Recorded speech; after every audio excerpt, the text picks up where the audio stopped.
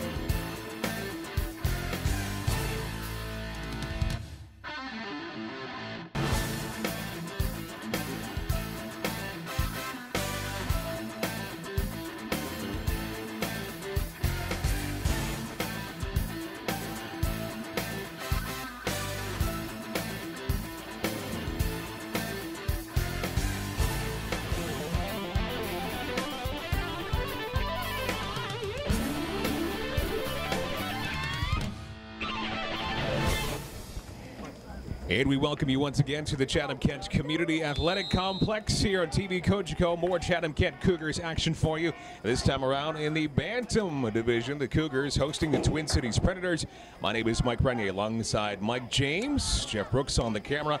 And this game wrapping up a quadruple header today, Mike, on this Sunday, and the day of the Alumni Day continues. Yeah, great day. Obviously, great experience here for the Bantams to be able to play under the lights here at the athletic complex. Great experience, always fun to kind of feel like you're at the big show under the lights at night. So a great experience tonight for the Bantam clubs.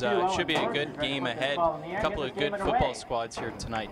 And Owen Dorsers gets the game underway here as he kicks this one off to around the 20-yard line of the Twin Cities Predators, Kitchener-Waterloo area-based team. And they will start fairly deep in their own territory to start this one off. Pretty good start for the Bantam Cougars this year. Yeah, 2-1 record so far this season, and they'll be in tough today against the Predators, who are undefeated 4-0. Only Burlington ahead of them in the standings, only because they've played one more game. Burlington 5-0, the Twin City Predators 4-0, and as we mentioned, Chatham-Kent 2-1 so far on the season. And champs last year, they rode to the actually quite a good run in the postseason last year for the Bantam squad. So champions from a year ago, and a good start to this season, hopefully repeating in 2012. Underway with the first offensive series, and KW going down the field, a huge run, getting close to midfield, and a good chunk of fans making it up from the Kitchener-Waterloo area. And the Twin Cities Predators did the giant run. Number 28, Tavian Shand, with that 5'3", 124 frame running back. Good speed for Shand. Yeah, no doubt. Tavian Shand just finding a hole and then turning on the jets, using that speed to elude tacklers. A massive gain on first down, so a nice start for Twin City right off the bat on first down. The 51-yard line awfully close to midfield. Shand again gets the call on the ground, and he will cross midfield, getting to around the 52 or thereabouts. Well, after just 2 plays, I'd say we can expect a healthy dose of Tavian Shand. He picks up, oh boy, that looked like a pickup of about 6 or 7 yards. So 2 straight runs from Tavian Shand, and nice pickups on both of them. He's obviously an explosive player, and certainly a player that stands out to you is the quarterback for Twin Cities. He's very tall for sure, and he's in the shotgun formation, grabs the ball and heads off to the left-hand side, turns the corner's got some room to move and bowls his way for a first down as Barnaba Neal, the quarterback. He actually has some time at the wide receiver position too, so a lot of offensive angles to Neal, quarterback here for the Predators. Nice job by Nolan Hacker to come across the field and make the tackle, but as I was mentioning, Barnaba Neal comes in at 6'3". 6'3". And we're in the Bantam division, right? That's correct. So that's why you're seeing him as a standout out there. He definitely stands out amongst the pack. And again, they keep it on the ground up the middle once again. Shand gets his third touch of the afternoon. And a good gain there. As Tavian Shand has had 3 good looks, good touches with the football. And it looks like a pickup of about 6. Well, his offensive line doing a good job making some holes, and Tavian Chan just showing that he's got a bit of a power game too. Gets into that pile and just keeps those legs churning, moving the pile, picking up a couple extra yards at the end of that run. And a bit of a bobble with the football, and Neal could only grab it and fall on it. And so that's going to bring up third down here. So a bit of a break there for the Chatham-Kent Cougars off the bad snap. And third down coming up, so it looks like the Cougars will get the football. Yeah, you're right there, Mike. A bit of a bad break there for Twin Cities. Good job by Nicholas Melillo, number 70, for the Cougars to get in the backfield and make the tackle, not allow Neal to recover and make a play out of nothing. Looks like they're going to go for it here, Mike. 3rd and 6, off to that far sideline, and a bobble and a catch. Nice recovery by the wide receiver along the far side, and you don't see the number 0 too often. Gordon Lamb, wide receiver down that far side, picks up a couple of yards. Now we'll bring up 4th down. I forgot a different division here, and 4 downs for the Bantams. Yep, we thank the booth for the correction. This is our mistake coming off of the varsity game. No excuses. And going from the varsity to Bantam, you're certainly seeing the difference in size and age of these players. Although it does still look like they're going to go for it here on 4th down. 4th and 4. And going to the air, that is intercepted by the Cougars around the 25-yard line. Going for it, Neal in the air off to his right, and that was brought down by the Cougars. Nice job by Kenny Levesque coming up with the interception. Just reading the quarterback, obviously right off the bat you see that Neal has a nice arm. That was a nice throw, but Levesque reads the quarterback and picks off that ball. Good job by the defense of the Cougars, who's put a stop to that drive and take over in their own end. 1st and 10, ball on the 20-yard line. From the 20-yard line, the Cougars take over for the first time on offense, and trying to turn the quarter along the near side, not really getting much room towards the sideline. Running back Jermaine Caldwell gets the call. That'll bring up 2nd down. Caldwell showing his wheels off, just getting to the edge, gaining about 4, maybe 5 yards on 1st down. On the play, good for a gain of about 5 yards. 2nd and 5, ball's at the 25-yard line. Getting halfway there for a 1st down on 2nd and 5. They keep it on the ground. Trying to march their way to the 30. They're going to get awfully close. I think they might have enough for the 1st down as they remain rushing the football. And it looks like they're going to move the chains.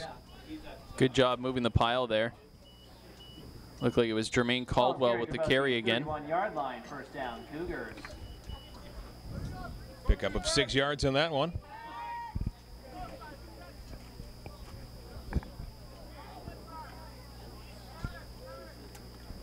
Quarterback turns to his right, goes to the air, trying to find his man, a little bit overthrown.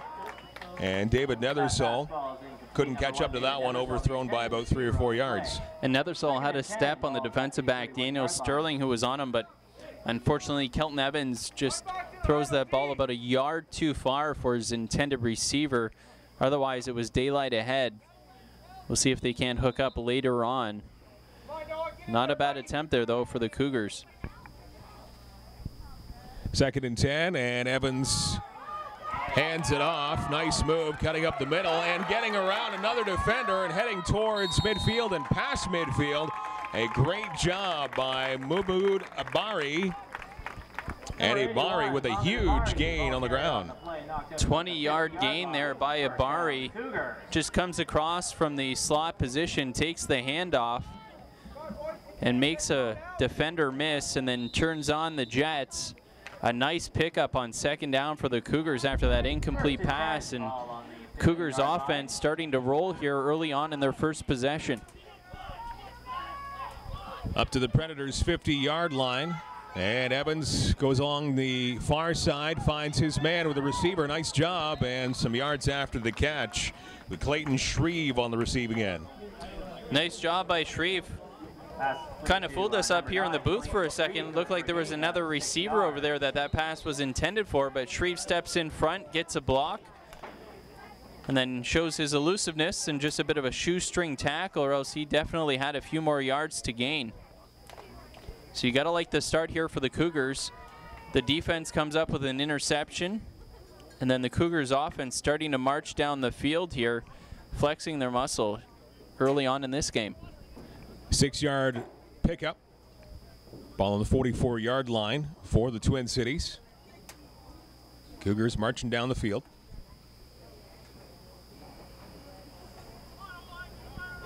And now time taken.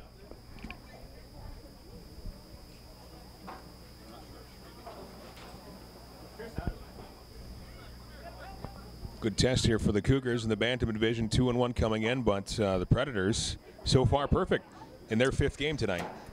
Yeah, Twin Cities very strong, and taking a look at their numbers, when we look at the differential between points for and points against, Twin Cities has 122 points for. They've only allowed 40 points so far this season in their 4 games, so averaging about 10 points a game by their opponents, but 122 points in their first 4 games. If I do my math, that's over 30 points a game they're averaging right now. Well, in the first couple of opening series here with the interception by the Cougars defense, that was a great start to this football game, and so far marching down the field on offense, find themselves 2nd and 4 past midfield as the ball rests at the Twin Cities 44-yard line, and the play about ready to resume again off the timeout. See what the Cougars elect to do here on 2nd and 4, keep it on the ground or maybe throw it up in the air. And Evans elects to hand it off on the ground. Big run, and almost getting past that defender. He might have been going towards Paydirt if he was able to shake off that one last tackler. There is a play, a flag on the play, I should say. Boy, that was a nice run there by Jermaine Caldwell. Looked like he was just going to have an opening there to break that run wide open, and a last-second tackle. We'll see what the penalty is, and they're marching this one back against the Cougars. 2 flags down on that play, and that's being brought back to around the 48-yard line.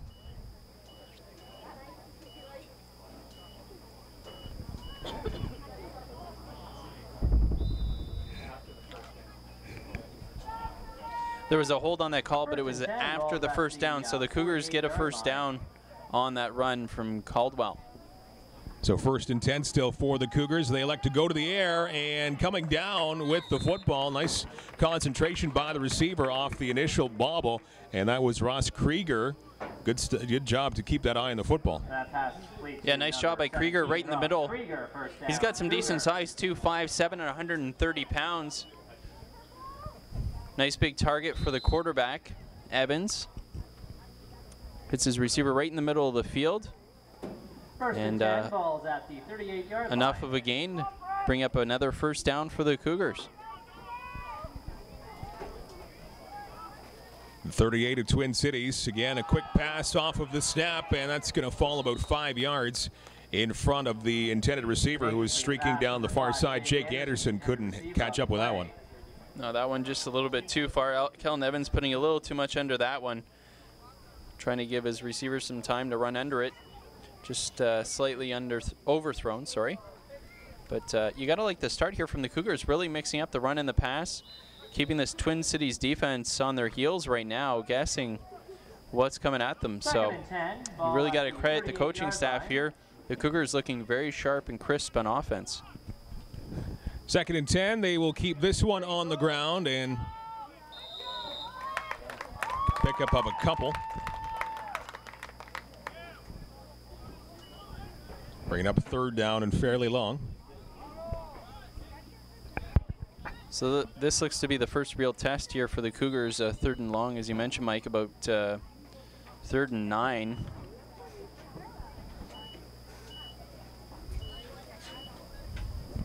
So a pickup of 1. Looked like he might have had a hole to run through, but that was quickly filled up by the line of Twin Cities. 3rd and 9, rolling to his right is Evans, and again, overthrowing his intended receiver, running down the near side here. Clayton Shreve is where that ball was supposed to go, but well over Shreve's head, and that's going to bring up a 4th and 9 situation, and the punting team will kick this one away. But a nice job by the Cougars offense there on their first possession to drive down the field after that interception from the defense, the gift. And the Cougars offense put together a decent drive, handful of first downs, and looked really sharp and crisp. Really no major mistakes. A nice mix of run and pass. It's not a bad opening drive at all for the Cougars. And we'll see if they can pin him deep here. Angling the kick. And this one will come around the 10-yard line and actually outside of the 10, picked up at the 9 and pushed out of bounds. Nowhere to go for number 7, Neal. Picked up by number 7, Barnaba Neal. No return on the play. First down. And that's great field position if you're the Chatham-Kent Cougars on defense now. Great coverage by the Cougars there. Austin Miller, number 99, forcing Neal out of bounds. And Miller, one of the few that can make Neal look like he's the average size, because Miller comes in at 6'2", 206. He's the defensive lineman, as we've already mentioned, but I'll mention it again. Barnaba Neal, the quarterback for Twin Cities, is 6'3". Again, fairly easy to pick him out of a crowd here. And going with a change on quarterback is, looks like Neal is actually lining up on the receiving side, on the near side here of the football field.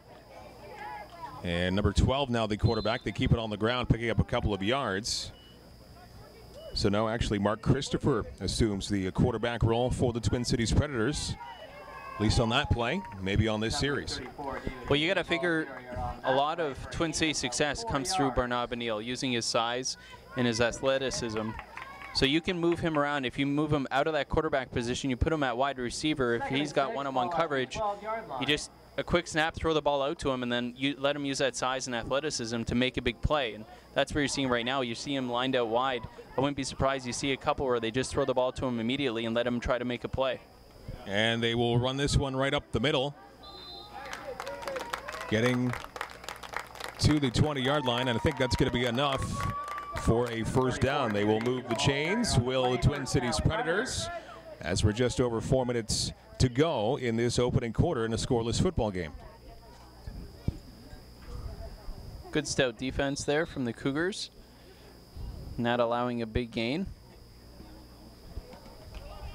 First and 10, ball at the 20-yard Fresh set of line. downs for the boys from KW, the Twin Cities Predators in town. The Bantam Cougars on defense for the second time.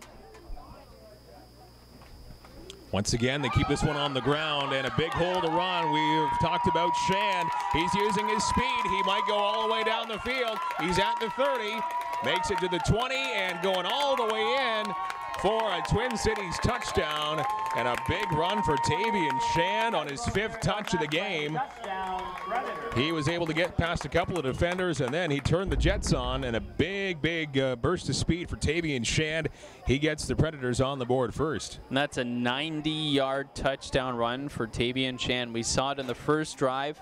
He's got the speed. If he can find a hole, he puts it to another gear, and he can just run away from the defense, and that's exactly what you saw. A nice hole over that left side. He breaks through the hole and then just lets his speed do the rest. 90 yards on the touchdown scamper from Shan.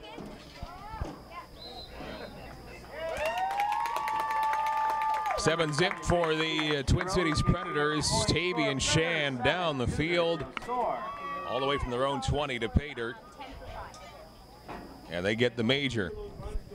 Just a reminder, ladies and gentlemen, to pick up your 50/50 tickets, free tickets for $2, 10 tickets for $5. So Tavian Shan certainly setting the tone offensively for the Predators early in this football game. So that is certainly something in defense now for the Cougars are going to hone in on probably for the rest of the game. You would think so. He's obviously talented running back. And as you could see, he ran away from the defense there. As soon as he hit that whole 90 yards, there was nobody that was going to catch up to him. Really, the only person that caught up to him was his teammate, Barnaba Neal, who looked like he could have run past him. So obviously there's some speed on that Twin Cities squad. And the Cougars obviously going to try to control Shand in this game. He's a big part of that offense and a big reason it looks like that they're 4-0 so far this season.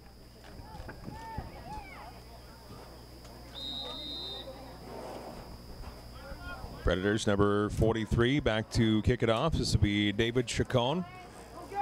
And he gets it high up in the air along that far side, picked up by the Cougars. And the return comes past the 40-yard line. And that's where the Cougars will start off this offensive drive. Down by 7. If you're the Cougars offense, you can build off that solid first drive you had. 37-yard line will be 1st and 10 for the Cougars. It eventually stalled at about the Twin Cities 40-yard line, but the offense did look good, and the Cougars just going to have to take their time and execute on offense. They've certainly got some weapons of their own, as we saw on that opening drive. Still very early in this football game. On 1st and 10, they keep it on the ground, and a nice run up the middle by the Cougars. Some positive yards on 1st and 10. Good tough run there by Jermaine Caldwell between the tackles. Gain of 4. Number 4, Jermaine Caldwell on the carry, good for a gain of 4 yards. And he just kept those legs churning. Pulled a little spin move in there, try to get a couple of those would-be tacklers off the body, and turns it into a good positive gain on 1st down.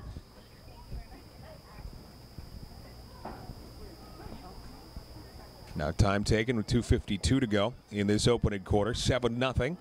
The Twin Cities Predators with the lead. Tavian Shand, an incredible 90-yard run for a touchdown just moments ago. And still undefeated are the Twin Cities Predators Bantam squad. 2-1 so far for the Cougars. And after the timeout, back to go here. 2nd and 6. It was Jesse Lautenslager, the linebacker for Twin Cities, walking off the field.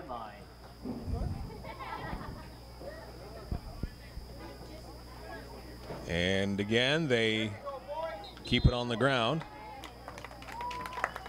And a pickup of maybe 3 on that last run. 3rd down, and a manageable 3 yards to go. Short gain, 3rd and 3. Ball is at the 46-yard line. Sunshine making an appearance as the afternoon turns into evening here at the Chatham-Kent Community Athletic Complex after a overcast last couple of hours. And again, they keep it right up the middle. That's going to turn into a 1st down right at midfield. Another good run. Good stuff on the ground here for the Cougars as they scratch and claw their way for another 1st down. Nice bruising run there from Nathan Krieger, using his size, 5'3", 151. Just getting behind his lead blocker and pounding his way through the middle of that Twin Cities defense. Good gain. If you can run the football effectively, you've always got a chance. Keep the defense on their toes and just continue to pound the ball. 90 seconds remaining in the 1st quarter, and again they hand it off to number 20, and along that far side he's got a big hole to get a lot of yards, and finally shoved out of bounds. But Liberty Roundtree Number 20, Liberty Roundtree on the carry, and he gets a whole boatload of yards there. Big 1st and 10, fairly deep into Twin Cities territory now. And again, the Cougars offense looking very sharp here on their 2nd possession. Roundtree showing that speed over that left side. He was lined up on the right side in that slot position. Then he just came on the end around, took the handoff and turned on the jets, worked his way down that left sideline for a big gainer of over 25 yards. the 28 of Twin Cities. Cougars looking to get on the board here pretty soon. They hand it off, and another good gain as Jermaine Caldwell gets the assignment that time. Well, we've seen a nice mix here so far from the Cougars running game. Caldwell obviously brings some explosiveness. And as we mentioned just a moment ago, Nathan Krieger with a carry. So the Cougars have some options here on offense, having a pretty good time of it so far, gaining yards on the ground. Caldwell gets 5 on that last play, second down. And again, finding more success on the ground and doing a cartwheel, but getting some more yards under his belt. Jermaine Caldwell getting the assignment once again. So flipping right over and still getting some positive yards close to a first down. Not quite. Yeah, and a nice job by Caldwell. It's going to bring up a 3rd and short. Might be less than a yard. And the nice way that Caldwell finished that run off was he just put his shoulders down, tried to run over the defender, and the defender had to flip him over his body, which actually helped him gain an extra yard or 2 because he actually didn't hit the ground until he flipped over the defender. So Caldwell with some good, strong running for the Cougars. And final play of the first quarter here, 3rd and 1. Cougars would love to head into the second quarter with a fresh set of downs. And on 3rd and 1, quarterback keeps it and heads forward. And it looks like they did get enough for that first down. End of the first quarter. It is the Twin Cities Predators on the 90-yard touchdown run from Tavian Shand up on the Chatham-Kent Cougars by a score of 7-0. But looks like the Cougars are primed for a run here in the second quarter. Yeah, Cougars looking to respond here on their second offensive possession. As they change sides in the field, they're going to run down to the 19-yard line. And a 1st and 10 situation here for the Cougars.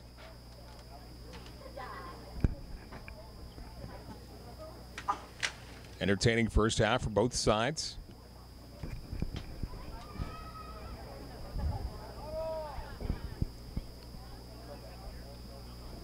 Cougars knock on the door once again, 19 yards away from potentially tying up this game. And boy, that first quarter just flew right by. Some great football being played here so far. Not very many penalties. Good, clean football. Really nice to see two good squads playing well against one another. And the second quarter has the first play, another running play, and a nice cut there by the running back Jermaine Caldwell. Now starting to get the lion's share of the carries, and why not? He's picking up some good yardage every time he's touching the football. Number 4, Jermaine Caldwell. And he gets maybe 3 or 4 on that play. Actually, they're saying 6 on that play. So 6 yards, Caldwell getting a good chunk of yards there. And with this strong running game that we're seeing from the Cougars so far, that's just going to continue to beat on that Twin Cities defense.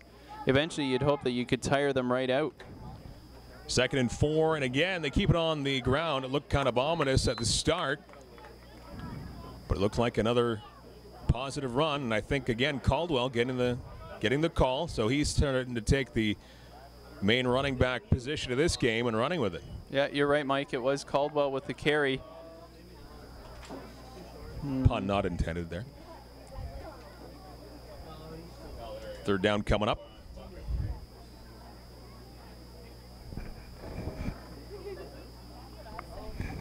Looks like we got a timeout here from Twin Cities.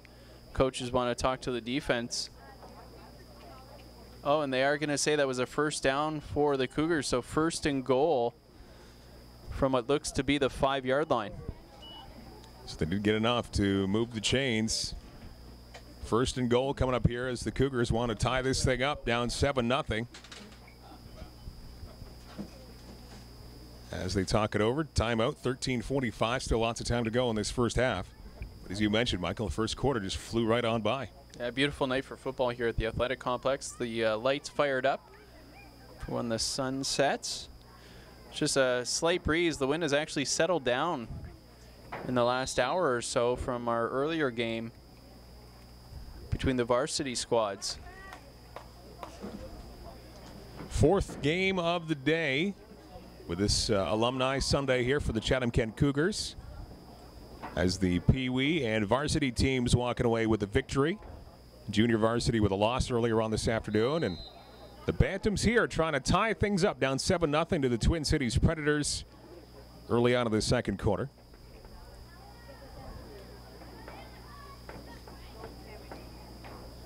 Primarily running the football the last few plays, and primarily with number 4, Jermaine Caldwell. First and goal from the 5. Again, they keep it on the ground, trying to cut towards Pater and getting awfully close. I think stopped just short. And that was Nathan Krieger. Krieger, the ball carrier on the play for a gain of about 4 yards. And I think just about 1 yard shy of getting a major score. And a nice job there by Krieger following Jermaine Caldwell, who got a block in front of him. And then Krieger reached out for the goal line, came up just short. Looks like he's less than a yard short of the goal line. Second and goal from the 1. Not surprising, they keep it on the ground, trying to punch it up the middle, and it doesn't look like they got it. Looks like it's backwards. Did they even keep the football, though, or did they lose it? No, it looks like the receiver got into the end zone, but they're going to say the whistle blew beforehand. Boy, oh boy, they're trying to mark this on the, looks like the 1 inch line right now. Oh, sorry. It's always got to go to the 1 yard line, so no matter how close they were to the goal line. Third and goal now, ball still at the 1 yard line. So the ball on the 1 yard line. Third go at it here, 3rd and 1. 3rd and goal from the 1. And again, they are successful this time around. Took a few seconds, actually, for the official to make the call, but it is a touchdown for the Cougars, and they get their first major score. Their extra point attempt away from tying this game 7-6 right now, with 12:18 to go in the second quarter. Nice job there. Great offensive execution for the Cougars. Love the play calling. Very strong running game. This extra point here, big for the Cougars to tie this one up.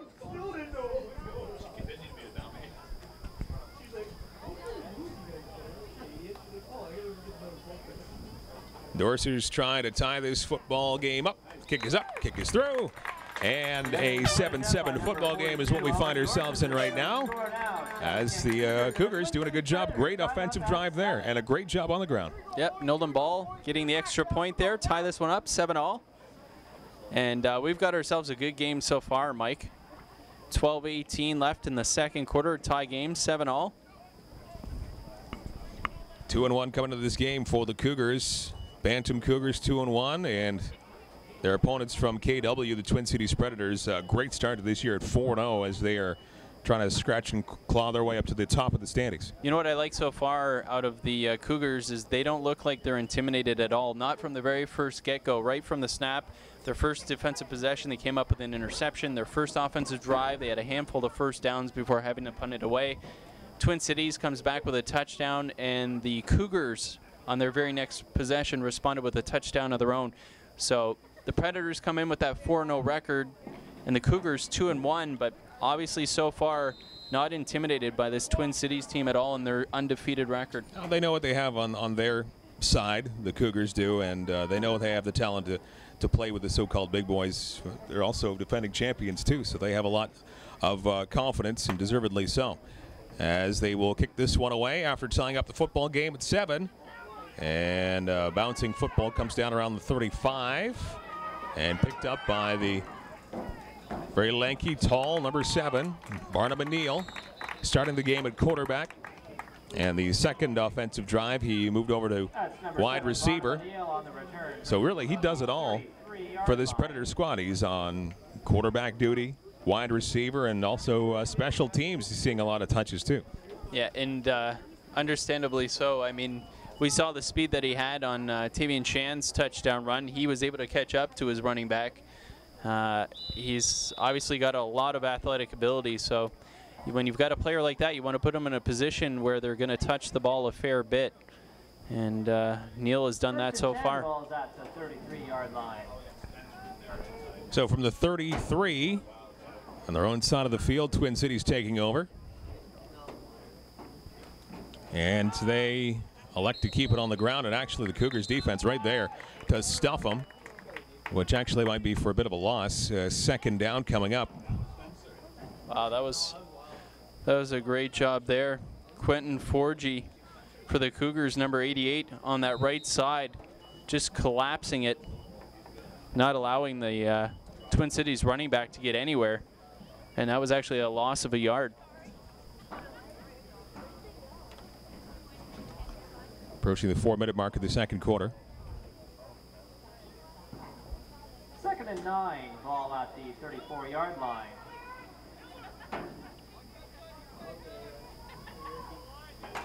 Out of the shotgun.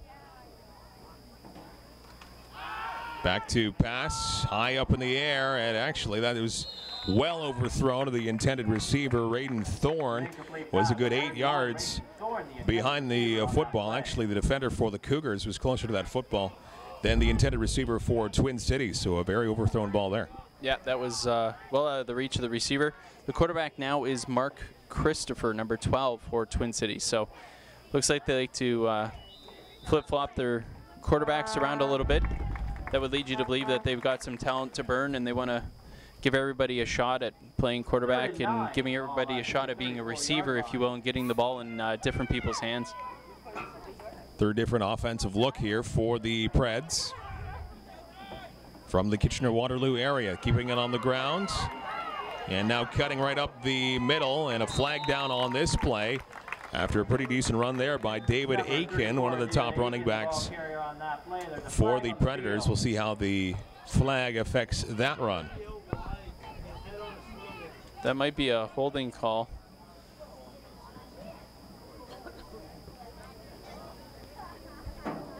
It's going to be going backwards here. That is against the Predators. A hold.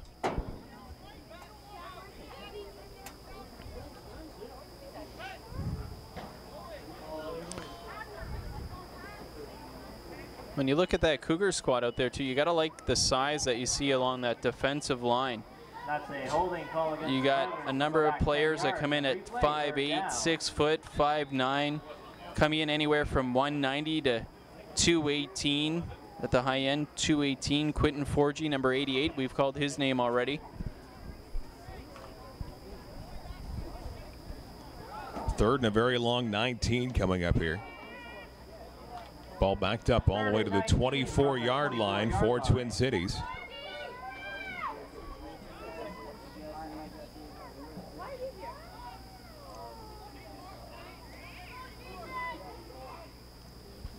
Third and 19, they put it to the air and almost picked off. Not a Twin Cities receiver in the general area, and diving to almost intercept that one. Number 52, Kenny Levesque, was certainly in the general area, and he almost had that one picked off. Yeah, Kenny Levesque actually closer than any intended receiver that we would see from up here in the booth. So a good defensive stand there from the Cougars.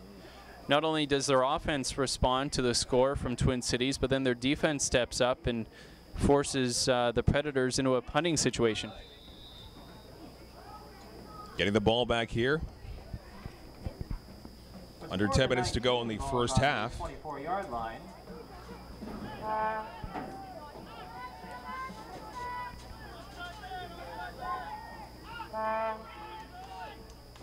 And a low snap, actually, and there's going to be no punt. This is going to be huge for the Cougars. An amazing starting field position for this next drive for the Cougars, as a botched snap led to problems for the punter. He couldn't get the kick away, and he just had to go down on his knee. And this is going to be big stuff here for the Cougars on offense. Oh, outstanding field position. A great play by Austin Miller. He comes off that left edge, basically untouched. And as soon as that snap was low, Miller came in and just cleaned up the potential punter. And great field position here for the Cougars. From the 15 of Twin Cities, and they go to the ground once again, trying to cut to the outside, not getting the gain that he wanted. Jermaine Caldwell. nice run, though, from Caldwell. That's about 7 yards on first down. He did pick up over 5 yards, Michael, but I think he wanted to maybe head towards the big house on that one. He had a little bit of disdain on his shoulders when he popped up from that tackle. Yeah, he certainly did. A nice shoestring tackle from one of the Twin Cities Predators defenders who just got him, or else it was a trip to the house, as you mentioned. Second down, a very manageable 3 yards to go. Ball on the 8-yard line of Twin Cities. And going to the air this time. Wide open receiver heading towards the end zone. And just falls a bit short. But a nice wide open receiver there. This is going to bring up a first down and goal to go.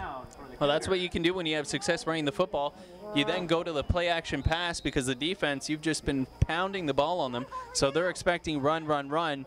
You go with that fake handoff, you bootleg out of it, and then you just dump it off to your open receiver and you let him make something happen. Now you're, as you mentioned, first and goal from the 1.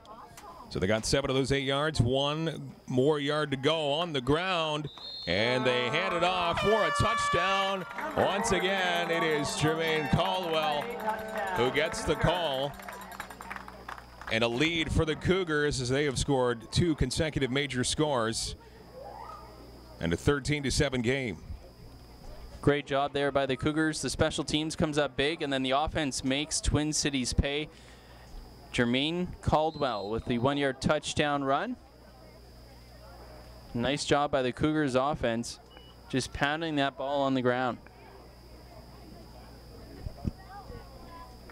Dorsey's again trying to put 7 points between his team and Twin Cities. Good snap, kick is up. And a 14-7 lead now for the Chatham-Kent Cougars as the Bantam squad doing a pretty good job here. Right throughout the start of the game, it's been a quarter and a half of good football for the Cougars, hanging right with the Predators and now taking a 7-point lead over them. Trying to end their 4-game winning streak to kick off this season. They look very comfortable on offense no matter what they elect to do. They've had a lot of running plays and a lot of success on the ground. But when time has come where they had to put it to the air, the receivers are getting open. Everybody looks to be on the same page and comfortable. Yeah, nice mix so far, Mike. And I'm really impressed with how crisp the offense looks. Everybody knows their assignment, and they're completing it as asked. They've had a lot of success running the football. And as you mentioned, when they've gone to the air, they've been successful there as well. So a nice mix of run and pass. Obviously a well-coached football club, and that's what you love to see. You love to see kids that are well-coached and play the game the right way, and that's what we're seeing from both of these squads so far tonight. Cougars kick it off, a low, choppy line drive, but it gets its way to around the 30. Picked up by the Twin Cities Predators, and finally tackled was Gordon Lamb.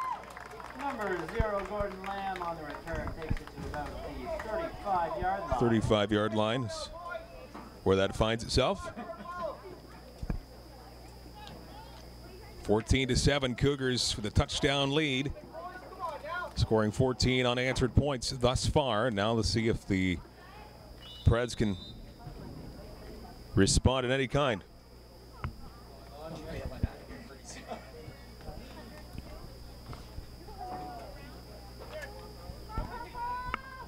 First and 10, balls on the 36-yard line. Well, it looks like we got a change at quarterback again. Neil back at QB. He hands off. Oh no, pardon me, he keeps the football. He fakes the handoff, he keeps it. Kind of tricked the Cougars defense too as he gets past midfield. And a good run for Neil as he faked it to Tavian Shand, but quarterback keeps it. And that's a good way for his team to start off their drive, getting back into Cougars territory. Yeah, Neil with the fake handoff, and then that running back that he fakes the handoff to then becomes the lead blocker. And Neil gains 17 yards there on first down and gives Twin Cities another first down and a nice gain. You can see why he is such a threat. He's fast and elusive. 1 yard into Cougars territory. And this time it is handed off to Shand, who bounces off of one tackler and almost gets around a second one. Brought down to the 48-yard line, but still about a 6-yard pickup for Shand. And a 2nd and 4 coming up here for the Predators. Amazing here. It looks like they've got a couple of running backs that can really scare you with their speed and ability. Tavian Chan, who we just saw, and also the quarterback, Barnaba Neal. Both of them look tremendously explosive, and that's got to be a concern for the Cougars defense. 2nd and 4, Twin Cities looking to respond from that last Cougars touchdown. They keep it on the ground up the middle, and the Cougars defense doing a good job to stuff them on the ground that time. Looks like maybe a no gain on that last go around here. So 3rd and about 4 left to go. Nice tackle there from the defensive lineman, Quentin Forgy and Austin Miller. A couple of the bigger defensive linemen on the Cougars. Forgy comes in at 218 and Austin Miller at 206.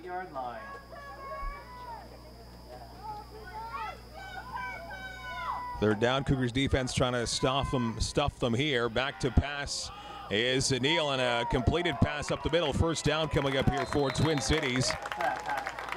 And he's able to find Gordon Lamb with the reception as the chains keep on rolling. And boy, does Neal ever have an advantage being 6'3", playing the quarterback position. He can see over his lineman, no problem, and just scan the field for any open receiver. 1st and 10, ball's on the 38-yard line. Just over 5 to go in the opening halves. It's 14-7 for the Cougars. They elect to keep it up the middle once again, and good job by the line for the Cougars as they stop the running back after a very minimal gain. Looks like they maybe picked up 1 on 1st down, so 2nd and 9. Drew Smith and Quentin Forgy combined for the tackle that time on Shan. The concern's got to be, it looks like the Cougars defense is quite stout up the middle. It's when those running backs and the receivers get to the outside corners and they can use that speed is where the danger is coming from. And again, they keep this one up the middle, but getting some good yardage. Quarterback keeps it. And again, that is Barnaba Neal. Multi-threat on offense. He keeps it. He's got the speed. He's got the size. And a 1st down here as he gets the necessary yardage to move the chains. 1st and 10. And he's got such a long frame, it almost looks like he can just jump over the defense, to be honest. Step over everybody. Yeah, it really does. He just has such a size advantage over most of these defensive players. He just looks like he can hop, skip, and jump to wherever he wants. 3 large steps, and he's in the end zone. He hands off this time around. Shan grabs it, and he's able to fight for a few yards up the middle. And 2nd down, looks like he got about half the necessary yards for the next 1st down. So 2nd and calling it a 4-yard pickup. So 2nd and a short 6 to go. I can't help but think of Adrian Peterson when I see Tavian Chan run. He's got the number 28, and the colored jerseys they've got remind me of the Vikings a little bit. And boy, is he an explosive runner. It's not a bad comparison. I'm sure he won't argue with that one for sure. Rolling to his left, the quarterback, and he finds no one open, and he ran out of time. The Cougars defense took a couple of Cougars to bring down the quarterback, and Barnaba Neal has a sack against him now. 3 minutes even to go. It's a 3-minute warning of this opening half. And a 14-7 lead. Alex Formosa, sorry, Mike. Alex Formosa and Brady Pataki combining on that tackle. Good job by the defense. Brings up 3rd and 11. A nice position here for the defense. Big stop coming up here for the defense. As back to pass is Neal once again, finds his man along that far side and fights his way up for a good gain. And it will be enough for a 1st down, so a fresh set of down does come for the Twin Cities Predators. And it looks like they're going to start from around their 15 or thereabouts. So not quite goal-to-go territory, but still they're marching down the field. And Barnaba Neal just looks so comfortable in the pocket, just picking his way through that Cougars defense. The Cougars got to come up with a big play here a sack or a pick. They need something to put an end to this offensive drive. From the 16, they again keep it on the ground, not getting a whole bunch there, but a couple of positive yards. Second down coming up here. So by and large, both teams keeping it rushing first half. And a lot of success doing so. 2-yard pickup there. Second down and 8 from the 14 of the Cougars. Chatham-Kent up 14-7. Second and 8, falls on the 14-yard line. 2 minutes, 10 seconds to go in this opening half, which has gone fairly quickly here. Neal picks it up. He retains possession of the football. Tries to get to the outside. He gets to the outside now, heading towards the end zone, and he gets in for the touchdown. Bantam Neal, you mentioned it, Michael. You get to the outside, and you'll have some success against the Cougars. That's what Neal did, and he used his size and speed there. He's just so fast and elusive. You know, they do that fake handoff again, and then use the running back as the lead blocker, and it just seems like whenever he wants, Bantam Neal can just turn it on and get around the corner and take it to the house. He's obviously a supremely talented athlete, and he's going to be a handful here all night for the Cougars defense. And what makes it even tougher to defend is when you throw in the mix of Tavian Chan at running back, who's also fast and elusive. It makes it difficult to defend both of them. You got an incredibly athletic quarterback and running back to what you said, so that is quite a dynamic offense they have with the Twin Cities Predators. No wonder why they're a 4-0 club coming in. Give the Cougars a lot of credit hanging with them so far. We're almost through the first half. We're tied at 14, still 1:57 on the clock. So this is kind of a key possession here coming up offensively for the Cougars. Yeah, no doubt. The Cougars, they've held their own. They obviously had the lead 14-7 before that score there by Neal. But both clubs have looked very strong. They look like they're going to go toe-to-toe. It's one of those games so far where you almost think to yourself, who's going to have the last possession? You know, who's going to have that last chance to score? Who's going to come up with that big turnover that's going to turn the tide in this game? So far, these teams look very evenly matched. They both have talent on both sides of the ball, and I think we're going to be in store for a great second half. Chacon with the kick. Cougars now with the return, trying to get as many yards as they can to get some good field position. They'll get as far as the 45-yard line into their territory, so not too bad at all as your starting position here for what could be the final drive of the first half. Still lots of time, 1:51 to go. And as you're talking about the high-scoring football game, kicking off the quadruple header here on this Alumni Day for the Cougars, it was the Pee-wee, 40-30.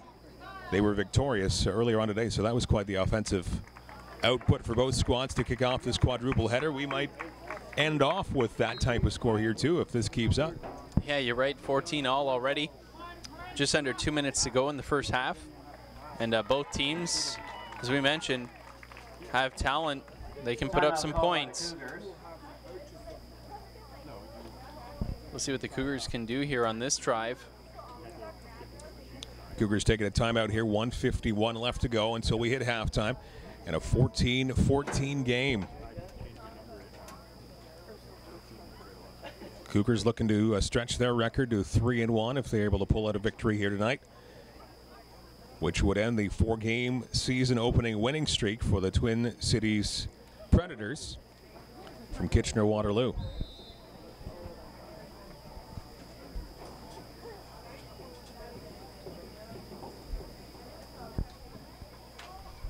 And so far, as we mentioned earlier, the Cougars have really been successful pounding the football. We'll see if Twin Cities make some adjustments here to play the run a little stronger. Off the timeout, they keep it on the ground, trying to go to the outside, and Caldwell with it once again, still on his feet. Flag coming down. Number 4, Jermaine Caldwell, the ball carrier on that play. Picking up maybe 4 yards, 3 or 4 yards on that run play. We'll see what the flag does.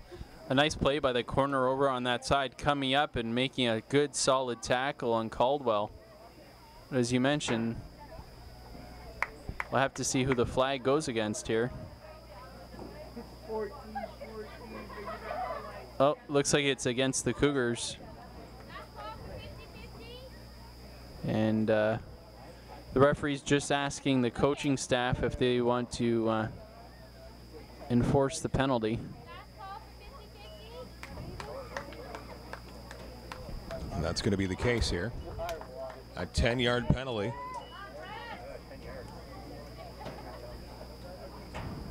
So 1st and 20 coming up here as the task gets a little tougher here offensively for the Cougars. First and a long way to go. Backed up to their 35-yard line. Here a shovel back to Caldwell, trying to find an opening along the near side, and he's able to maybe get 1.5 on the ground. Still a long way to go here on 2nd down. Well, 1st and 20 is a tough hole to dig yourself out of.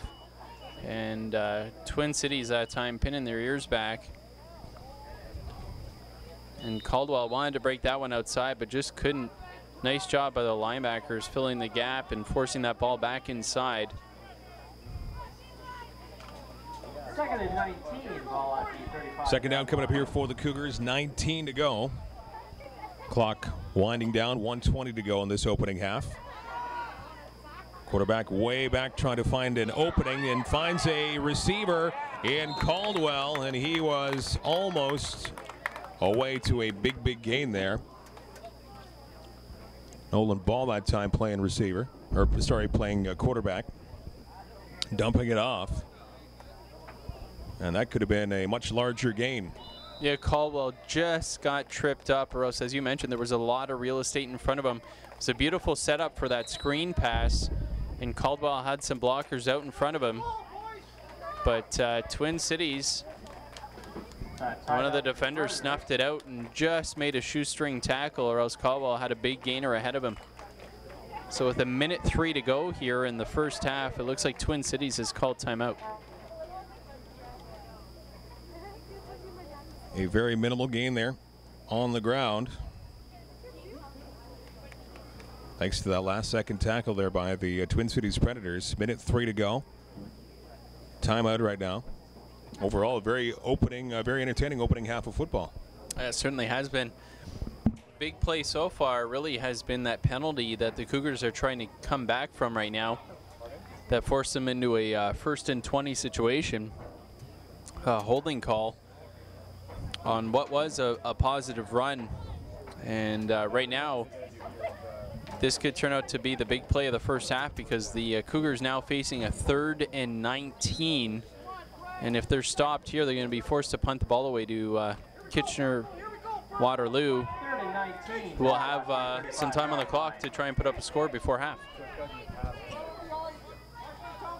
Still lots of football to go in this opening half as it's pitched across, and now the ball goes in the air, wide open, and a great reception going down that far sideline. Ross Krieger finds himself open, and Johnny on the spot. Krieger comes down with it. 54 seconds left in the opening half, and that was the catch of the first half so far to keep this drive going. Great job by Krieger, and hey, a great throw too. Yeah, it was a great job there. Wow, what a play. Great call by the Cougars. The pitch out to the running back, and he has the option to either throw it or run it. And he saw the receiver downfield wide open, and the catch was made. A big gainer for the Cougars, and they dig themselves out of that holding call that went against them. And now threatening to score as the second quarter winds down. 40 seconds and counting to go in the opening half.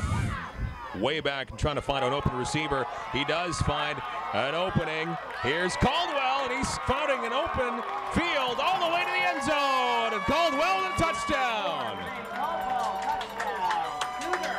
Great job again by Ball, dumping it off to Jermaine Caldwell. And from there, give Caldwell a lot of credit. He was able to read the field perfectly, find the spots, find the holes, and all the way into the end zone for a big 6 points to swing the pendulum back to Chatham-Kent favor. Oh, a beautiful call by the coaching staff. They went with that screen play again, That was the play where they just had the shoestring tackle go against them. That time Caldwell makes the catch and the blocker set up beautifully, and then Caldwell with the great cutback with the pursuit trailing him. He cuts back against the grain and then takes it into the end zone. And the Cougars get the convert, and they jump out in the lead. Again, a great call, Caldwell, a great run to finish off that screen pass and put the Cougars out in front. So they respond with a touchdown, 21-14 now, 27 seconds still left to play until we reach halftime. And a great drive there by the Cougars. Things originally looking a little dicey there on the 1st and 20, which happened a little while ago for the Cougars, but they were able to dig their way out, move it down the field, and 7 points now on the board. And Jermaine Caldwell now with 2 touchdowns in this game, and showing that he is a potential game breaker. He's got a lot of speed and elusiveness, and he gives you a chance to put some points on the board, no doubt. Well, 3 different running backs to start off this football game very early in the first quarter, but they eventually settled on Caldwell for most of the touches, and it looks like they made the right call. And clearly a lot of talent in the backfield of both of these squads so far from what we've seen in this first half. Cougars kick it off. Not a lot of distance on that one, but the ball does bounce around the 35-yard line. Cougars quick on the tackle. And we're down to 24.5 seconds to go in this second quarter. And 32 is where the Predators will start this drive. Looks like an injured Twin Cities player along that far side, trying to see who that is, but very slow to get up. It looks like he can't do so under his own power, at least right now. Well, the trainer is out there on the field right now.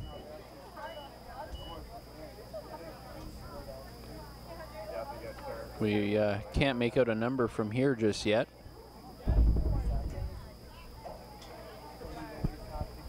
Back in fourth game, it was the Preds who got off to the early start on the touchdown, 7-0. Cougars responded with 14 of their own.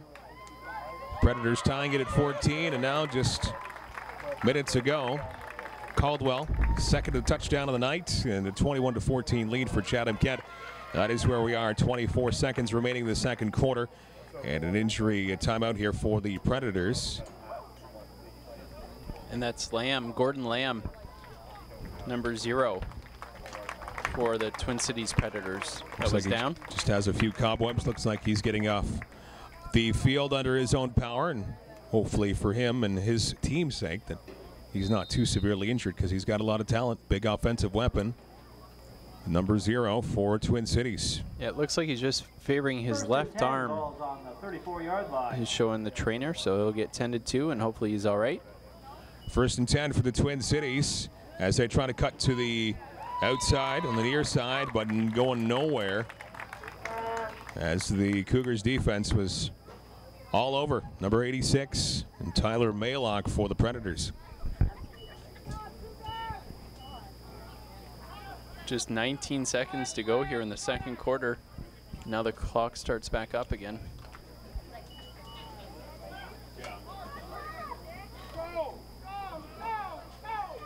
Second and 12, ball up the 31-yard line. Getting a little up to the line, a little slow. Were the Predators there? This could be the final play of the first half, and it is incomplete there at the 35-yard line. So that is going to do it. First half is now over, and the Chatham-Kent Cougars are going to take a 7-point lead to the dressing room at the half. It's a 21-14 lead. A very entertaining first half for both teams, Mike, and the Cougars have to be really happy with how they played. Yeah, certainly do. 21-14 to lead at halftime. A couple of bright spots for the Cougars, no doubt. Offensively, certainly Jermaine Caldwell with a couple touchdowns. But you also know that Twin Cities has some offensive threats of their own. The names of Tavian Chan and Barnaba Neal. So should be an entertaining second half. If it's anything like the first half, we're in for a good finish. Halftime, 21-14. The Cougars lead the Predators of the Twin Cities. He is Mike James. I am Mike Renier. Jeff Brooks on the camera. We'll come back with second half action as our quadruple header wraps up with this game, the Bantam game. Cougars with TV Cogeco.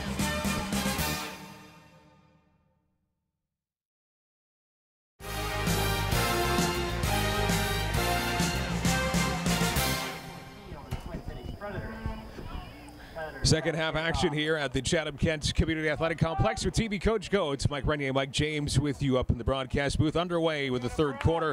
And the Cougars will start off on offense off of the kickoff. Decent return past the 40-yard line in their own territory. Cougars with a 21-14 lead in a back-and-forth first half. A very entertaining first half. And balanced attack on offense for the Cougars.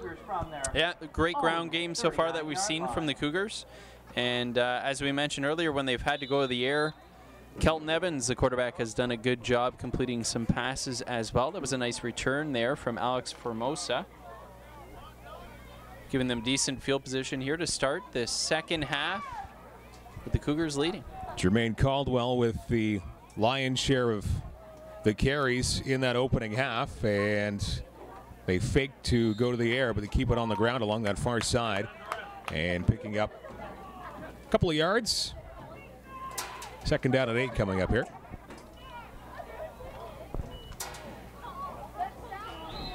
Looked like it might have been Caldwell with the carry there over that left side. Up to the 41-yard line, still in Cougar territory. Second down and 8. Cougars like to get a little bit more breathing room between them and the Twin Cities Predators. Hopefully with an opening score here. Again, they keep it on the ground up the middle. And again, finding a brick wall with the carry that time around. Looked to be Nathan Krieger, who had a couple of pretty important carries in the first half as well. Yep, Krieger with a couple yards on that carry, but that Twin Cities defense looks like they're starting the second half a little stouter than they were in the first half. Ball at the 44-yard line. I'd say this is the fewest number of yards that the Cougars have gained on 2 consecutive runs, bringing up this third and about 6. Big play here for the Cougars on offense as they do go to the air up the middle and almost intercepted in and out of the hands of Wanj Castellonia, number 42 of the Predators. So that was, I believe, intended for Roundtree, missing him and almost intercepted on the defense for the Twin Cities Predators. It'll bring up a 4th and 6, and the Cougars will have to kick this one away.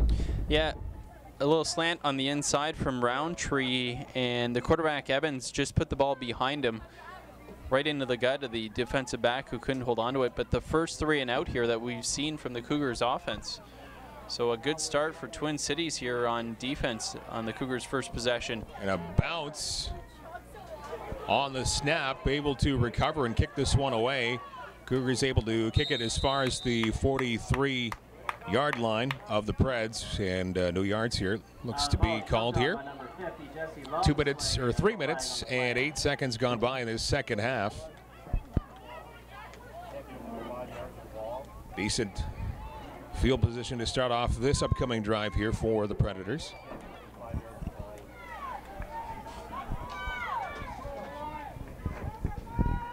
First and 10, 48-yard line, the starting point here for Twin Cities. And a little bobble off the snap, recovering and able to get maybe a yard on the run as they again keep it on the ground. And Twin Cities will have a 2nd and 9 here. Yeah, that bobble certainly slowed things up there for Twin Cities, allowed the Cougars defense to react. That was David Aiken with the carry, number 34, but only a gain of about a yard there, yard and a half. But that bobble certainly slowed things up, allowed the Cougars defense to pounce on the running back and keep that to a minimal gain. Under 12 to go here in this third quarter, finding a little bit of room and getting past the 50-yard line. That'll bring up 3rd and roughly 6 yards to go. So a big third down coming up here for the Cougars defense. Yeah, it looks like the Cougars defense here returning the favor that Twin Cities had imparted on the Cougars offense. It was, if you remember, just on that last drive, the Cougars were stuck at about a 3rd and 6, and It's about where Twin Cities is right now, so we'll see if Twin Cities has any better luck converting than the Cougars did.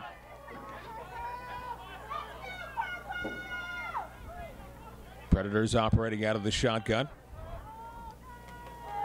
Looking back to pass, finding no open receivers, scrambling now and being brought down. Mark Christopher, nowhere to go, nowhere to throw it. And a quarterback sack will bring the football backwards about 3 yards. So 4th and 9 here, so certainly a punting situation for the Twin Cities. So a great job there by the defense right after the offense kind of sputtered to kick off the second half. Defense comes up huge. That's exactly what you wanted. Yeah, that's a big defensive stand right there for the Cougars, and a nice job getting pressure in the backfield. That time, the quarterback, Mark Christopher, looking for his big receiver, Barnaba Neal, but Neal was well covered, and before he had a chance to release that ball, that defensive line getting the pressure on the quarterback and forcing the punt.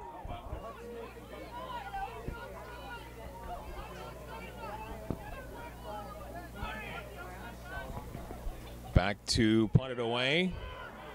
Not a lot of distance on that kick, coming down around the 45-yard line, maybe a 3-yard return up to around the 48. Levesque will get credit for the return, and the Cougars back on offense for the second time here in this third quarter, trying to get some more distance between them and the Twin Cities Predators on the scoreboard, currently up by 7. Well, it'd be interesting to see that first half that we had was kind of an offensive output, if you will, nearly a touchdown on every possession. So far, a possession for each side and a 3-and-out for each side. So we'll see if maybe the second half turns into a defensive struggle. Be quite a turnaround from the opening 30 minutes that we saw, for sure. 1st and 10, Cougars starting out near midfield. Back for the pass going downfield, trying to find his man, tipped away at the last moment, and intended for Jake Anderson. He was well covered, and one of the defenders getting a hand on it. 2nd and 10, ball's at the 49-yard line.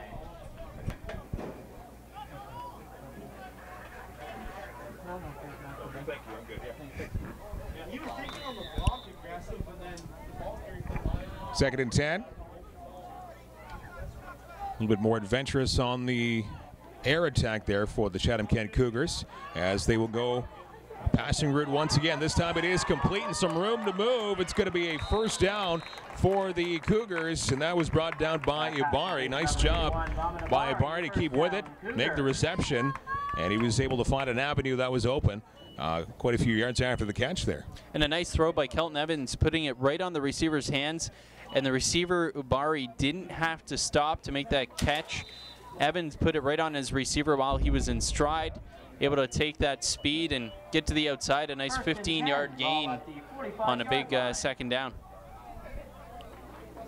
Moving the chains, 1st and 10. Again, getting a little comfortable with the passing side of things. That is a reception, but brought back for a loss. Brought down by Roundtree. But overall, the play is about a loss of about 4, I think. So 2nd and 14 coming up as they tried to get a screen going. That didn't quite work out. Interesting choice of attack here from the offense for the Cougars here to start the second half. You wonder if they're trying to loosen up that Twin Cities defense, because the Cougars were primarily a run team in that first half and they were quite successful. You just wonder if they're trying to get the Twin Cities Predators on their heels a little bit with a big passing game to start. And that is a couple of flags as they went to the ground, and I think getting some hands up to the helmet might be what the call is here, as the running back was manhandled heading across the line of scrimmage. Yeah, Caldwell looked like it was a high tackle there. We had 2 flags come in, so I think it looked like referees saw the same thing at the same time. They both threw their flags at the same time. And they are going to march this one off.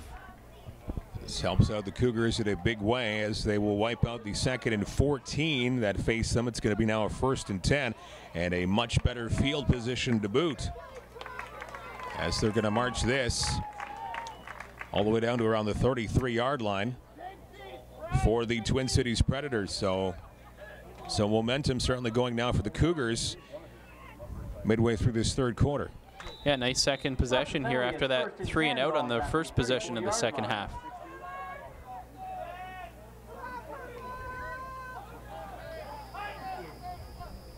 Out of the shotgun, looking for an open receiver, not finding one, and now the quarterback takes off right up the middle and a lot of yards. Good job on the play of Kelton Evans, who's had a great game overall here offensively. He's done a lot of handoffs, but he's found some open receivers here in this third quarter, and good job himself with his own 2 feet. I really like the decision making there from Kelton Evans. He had a defensive lineman right in his face. He was looking at a receiver there, Jake Anderson, who was short, but again, there was some pressure right in his face. So Kelton Evans with the pump fake gets the defender in the air and then tucks and runs, and a nice big gainer. Looks like it was enough for a first down, but they're out to measure it just to be sure. I haven't had to call Kelton Evans' name too often here in this football game with all of the handoffs and keeping it on the ground, but when push comes to shove, he's showing that he can move the ball around a number of different ways. Yeah, he's done a nice job, hasn't turned the ball over, and that offense really clicking again for the Cougars. You gotta like what you're seeing here. Very crisp, not a lot of penalties, and showing that they do have some explosive ability. About 1 foot away from a first down, second down, and losing some yardage there. Unable to find that hole as he cut off to the right at that last moment, and Caldwell being called upon and maybe drop back a yard or thereabouts. So 3rd and 2 is what they're going to say here. But those Predators are starting to do a good job now filling the gaps in the middle of that defensive line. Not a lot of openings. The running game has slowed down a little bit here for the Cougars in the second half.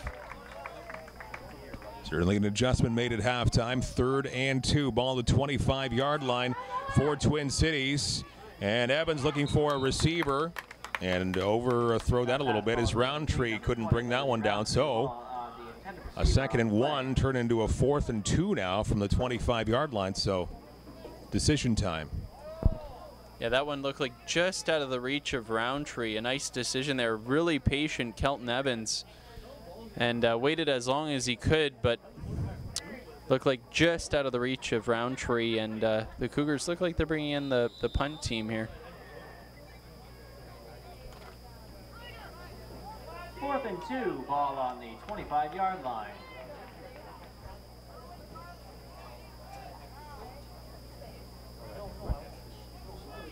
And some trickery here on 4th and 2. Can they get the 2 yards? Looks like they certainly did, and more. Moving the pile a good 5 yards, it appears. So on 4th and 2, a fake punt. And they ran it right up the gut, 1st and 10. Good job by the Cougars. They keep possession. And the trick play is certainly working when you time it right. Great call by the offensive coaches for the Chatham-Kent Cougars on that fake punt. Sneak it up the middle on 4th and short.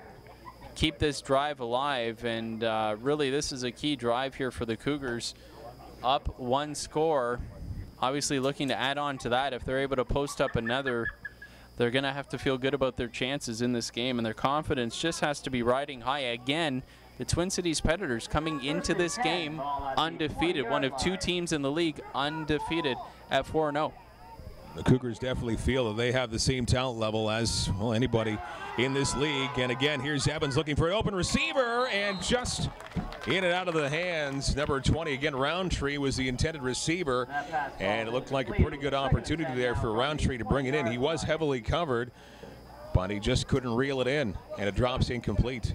Almost looked like the defensive back there, Kayeli Wanch Castiglione. I think that was a great try. Great try, Mike. As soon as I saw the name, I took a deep breath and I tried. But it looked like the defender did get his hands on it maybe at the last moment.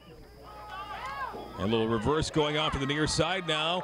And a nice move by the Cougars, number 81, to get around one of the tackles. That is Ibari once again. We've seen Ibari make a couple of great moves offensively. Great footwork. And substantial gain there. That's going to bring down a first down. Nice elusive run there at Bari.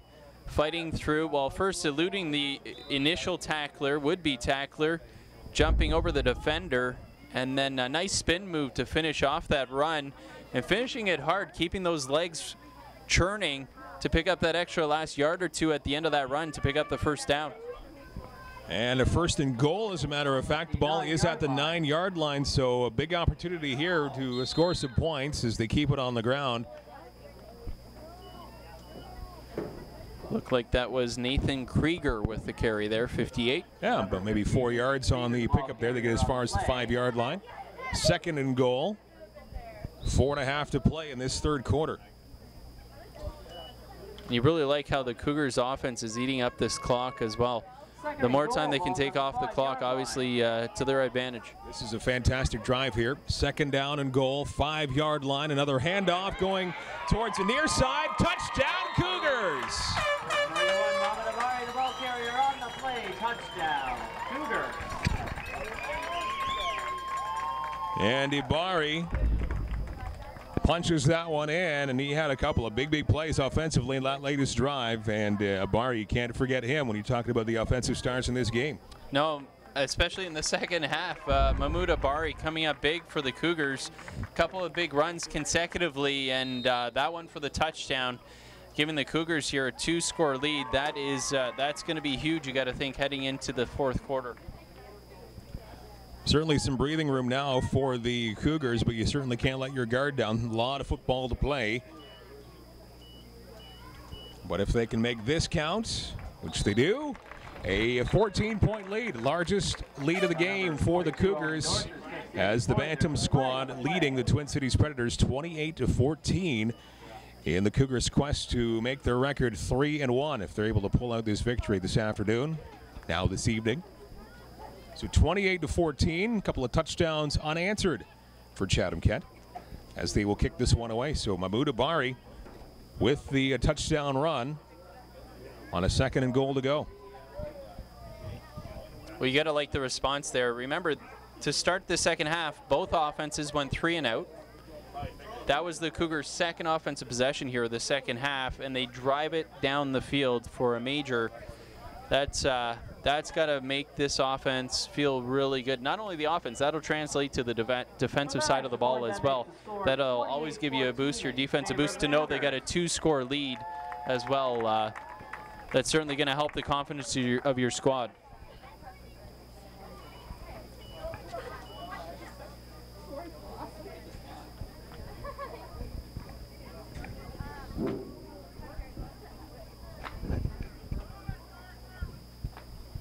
Dorsey's again going to kick this one off. 28-14, Cougars on top. 4:13 to go in the third quarter. Dorsey's gives that one the boot. Nice kick. Coming down around the 10-yard line. Picked up and now brought backwards and still on his feet. Still dangerously close to the goal line. And a penalty flag is down now, as that one was picked up by Gordon Lamb, and he had some trouble against the Cougars defense. Yeah, that penalty is offside against the Cougars. The referee just signaling on the kickoff. So that one coming back.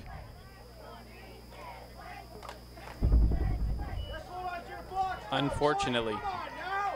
That turned out very well for the Cougars, minus the flag. The flag negates it.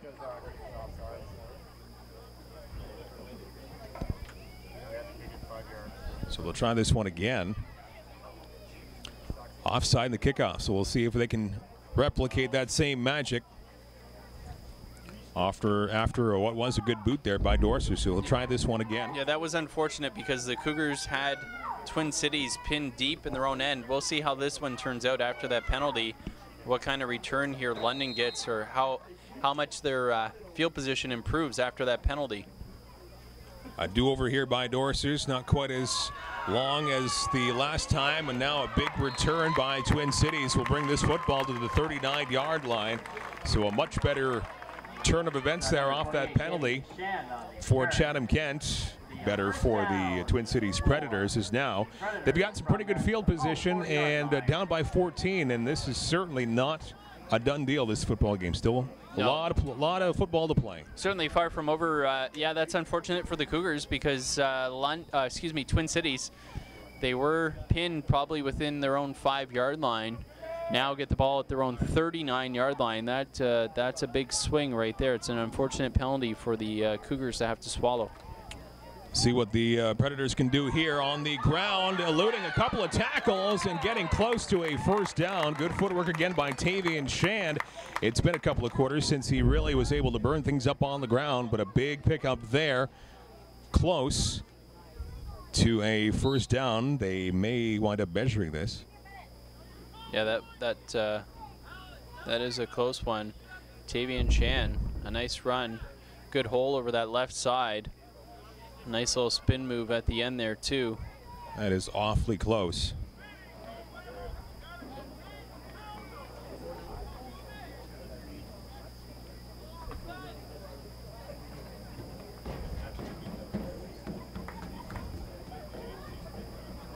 And a first down. They give it to him. So a 10-yard run by Shand.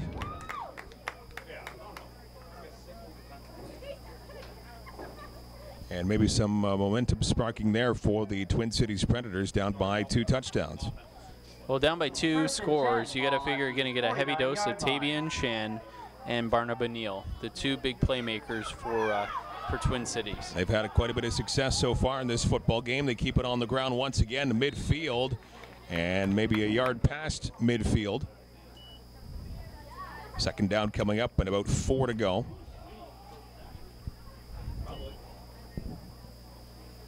Yeah, good pickup there on first down, Tavian Shand.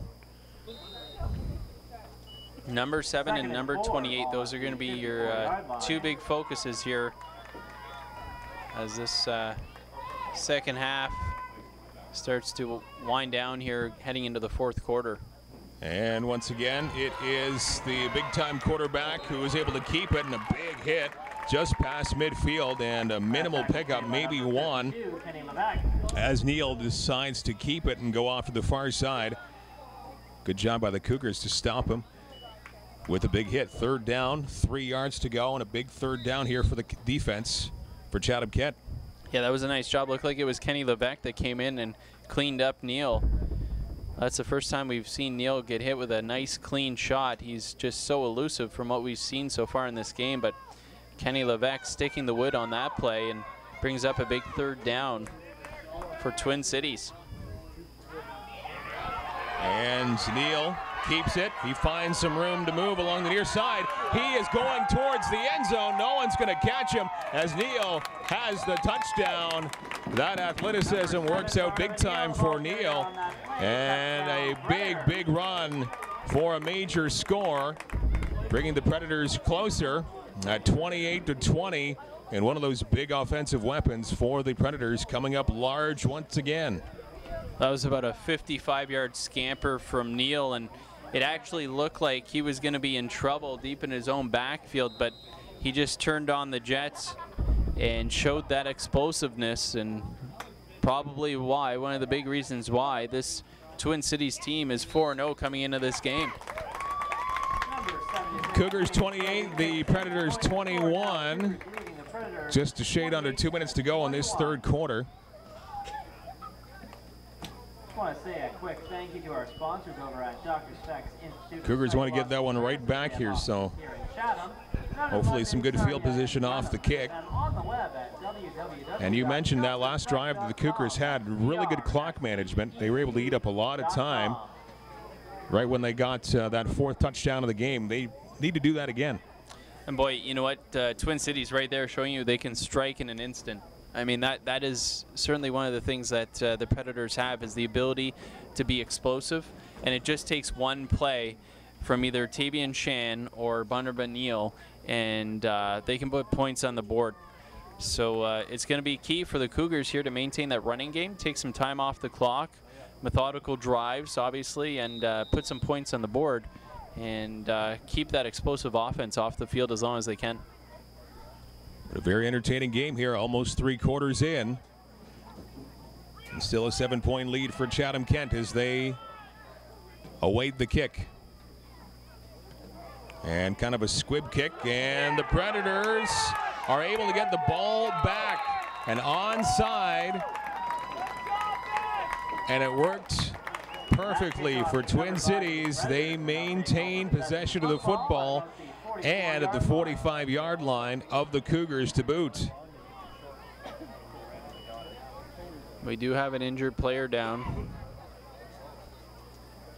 And I believe it was the Predator that recovered the onside kick.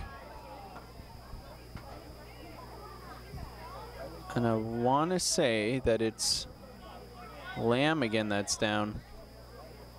Gordon Lamb, I believe. We'll get confirmation on that in just a moment. But a great call there from Twin Cities with the onside kick, and the Cougars knew it was coming. You saw a couple of the men come line up on the closest line of scrimmage to recover the onside kick, but it really was perfect timing from the kicker and one of the coverage men who picked it up right at the 10-yard line. And that was Lamb that was down. He's favoring that left arm again. We saw him go off earlier in the game with some problems with that left arm, and again that time favoring the left arm. But it was really perfect timing. The ball has to go 10 yards on the kick, and that's exactly where the receiver picked it up. The ball went 10 yards, and it was just perfect timing. A great kick, great execution by the special teams of the Twin Cities Predators. And now before this play gets underway, yellow flag or two gets flown into the air. 28-21, the Cougars with the lead. Onside kick recovered by the Preds in that last kickoff, so they are now working on trying to tie this thing up late in the third quarter. And penalty against the Chatham-Kent Cougars, bringing up a 1st and 5 now for the Predators. So things trying not to unravel too quickly here for the Cougars, but not certainly going their way the last few minutes. And a handoff once again to Shand, who uses his speed to drive right through to the fence, and a massive pickup by Shand. He was almost away to the races and to pay dirt, but tripped up deep into Cougar territory. And how things have changed very quickly in the last 3 minutes or so in this third quarter. Well, once a 14-point lead is now hanging on by a thread, a 7-point lead, but even that's not looking very promising. That was about a 30-yard gain by Shan. And quickly moved by the Predators. Another good job on the ground. And that was Shan again. Working quickly here, 34 seconds remaining in the third quarter, and it looks like Twin Cities want to get in the end zone before the end of the third quarter. 6-yard pickup last run there by Shand. 2nd and 4, ball at the 7-yard line. On 2nd and 4, quarterback keeping off to the right side, still looking for an opening, or an open receiver, I should say. A flag comes out. There's a flag thrown on that play. And the quarterback, Neal, wrapped up with 8.1 seconds to go in the third quarter.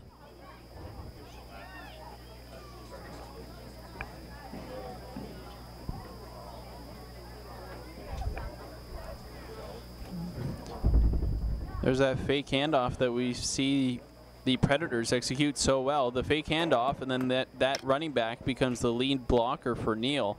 He tried to get the corner. Nice job there by the Cougars defense there in pursuit, not allowing him to get around the edge and making the tackle. Now the referee is going to the Cougars coaching staff. Looks like this flag is going to go against Twin Cities.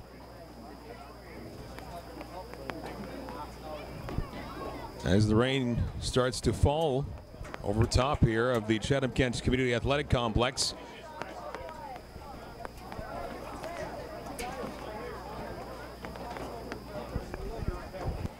Some people running for cover. Some umbrellas going up here. Just a shower at the moment. 8.1 seconds to go in this third quarter. 28-21. The Cougars still with the lead on the Twin Cities Predators. And with this penalty that looks to be against the Preds, might be stemming the momentum a little bit of this third quarter run.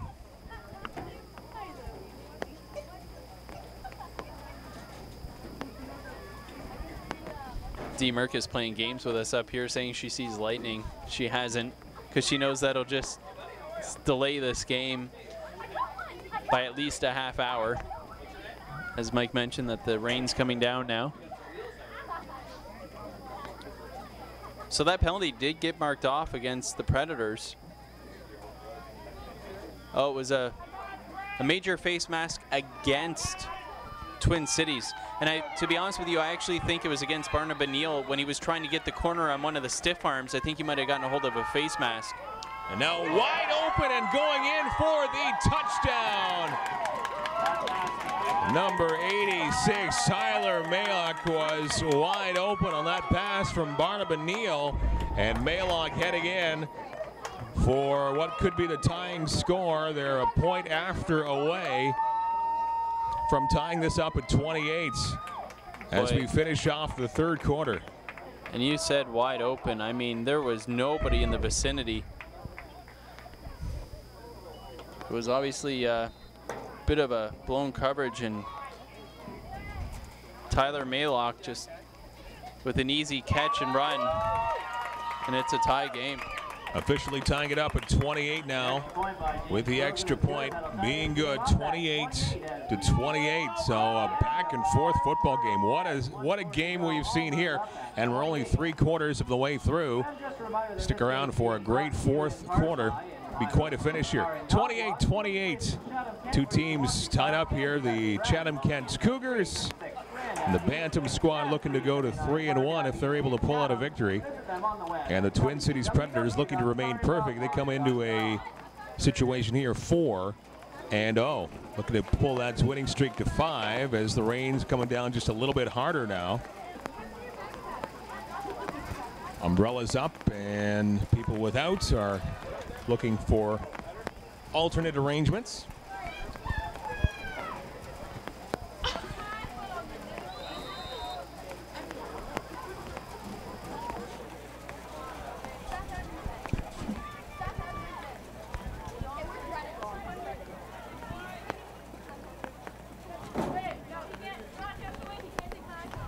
A line drive kick now by the Forest City Predators. That ball is going to come to a rest around the 15-yard line. Now picked up by Chatham-Kent, getting as far as around the 26.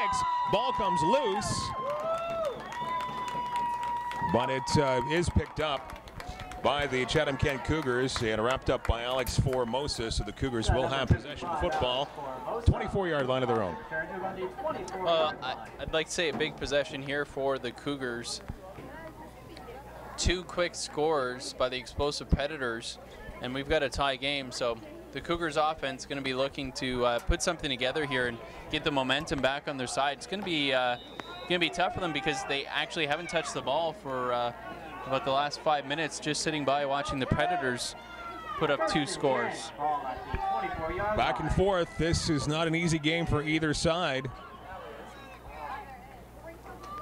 Cougars have a lot of real estate to cover as they keep it on the ground, going to the outside, around, and some good gaining here. It's still on the ground and putting some distance between him and the defense. Finally wrapped up the last tackler, bringing down Jermaine Caldwell. But what a giant run by the running back, Jermaine Caldwell, as he has had a fantastic evening, and maybe no more of an important run than that one all evening long. Yeah, no doubt, Mike. What an explosive run by Caldwell. Shows you the speed and elusiveness, gets around the corner and then just puts it into another gear, running away from the defense, just tackled by the last man, or he was gone all the way. A beautiful run by Caldwell, and that's what we've seen so far tonight. Number 4 is a weapon, no doubt, to be accounted for on that Cougars offense. Quite possibly when his team needed him the most to break out with a giant run, he does early in this fourth quarter in a tie football game. And now is there a flag to deal with? I didn't see one come out. Nor did I. I did not see a flag come out there on that run. Not too sure what the referees are talking about at this point. Ball rests around the 42-yard line or thereabouts. Penalty is against Twin Cities. So you're going to march this forward even more. I believe it was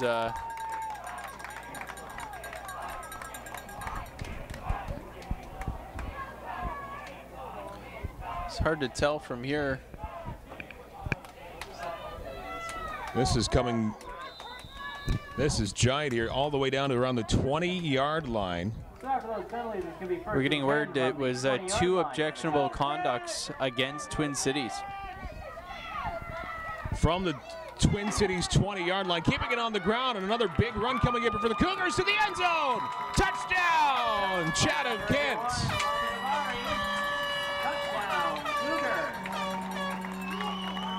And Ibarri keeps his great second half going as the Cougars regain the lead at 34-28. Another extra point coming up here, only 1 minute into the fourth quarter. So after getting smacked around a little bit after that 14-point lead evaporated, the Cougars find themselves back on top early in this fourth. What a great run by Ibarri.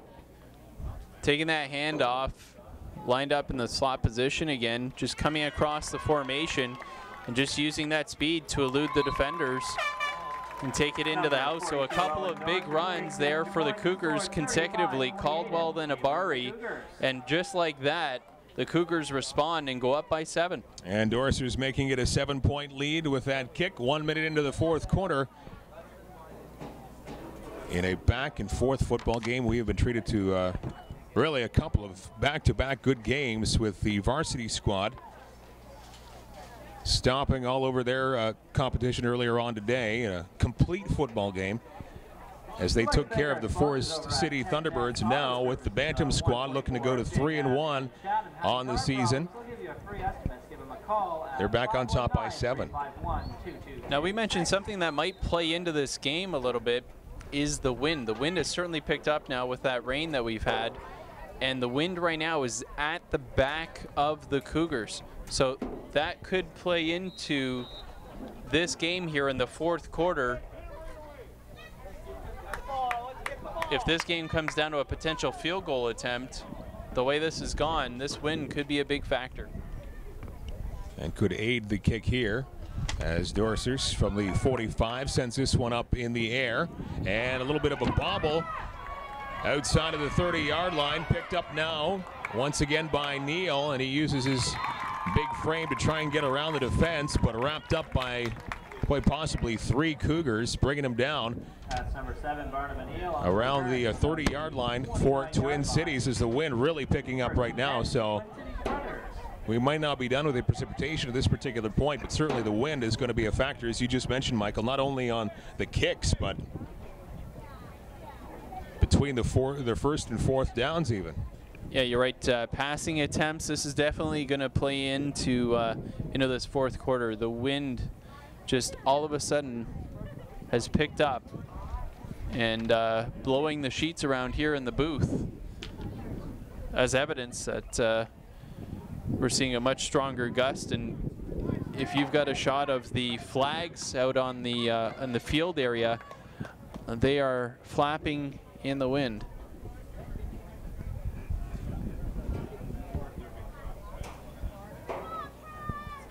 And I guess there was a penalty on that that kickoff. Cougars here are going to be forced to re-kick this one from 5 yards back. So that one. It was that one against Chatham-Kent. Yep. Against the Cougars. Sorry, Michael. No, my apologies. That was their second offside call. This one coming down around the 30. Another bobble, trying to recover. The returner for the Twin Cities Predators. Another orange flag flying out at the end of that run.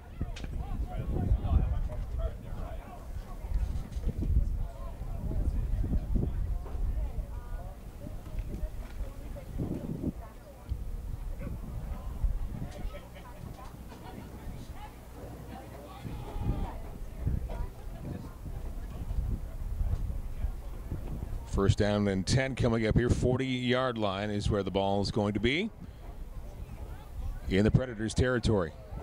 Boys from Kitchener-Waterloo, the Twin Cities Predators, perfect 4-0 coming into this football game. The Bantam Cougars at 2-1. And this one, Chatham-Kent proving they're every bit as up to the task as the undefeated Predators. And off of the flag, ball's going to rest at the 50-yard line of the Cougars. So that was a sizable penalty against Chatham-Kent. A couple of consecutive penalties there, tough for the Cougars to swallow. Don't want to give this high-powered offense any gifts. And that last run, getting past the 40-yard line, looks like that could be good enough for a first down. And a new set of downs here coming to the Predators, it looks like anyway. And that's going to be the case. That is right. Well, it's, you know what, it's no mistake just leaving the ball in Neil's hands. He takes that snap and just follows his blockers. And he's just so athletic and gifted. I wouldn't be surprised if the Twin Cities staff almost feels guilty if they gave him the ball all the time. He's just that good.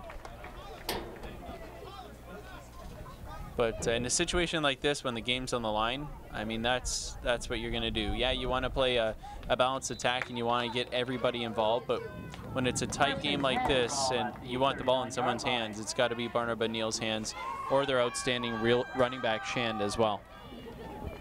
Two-headed monster on offense for sure, and again it is handed off to Shand.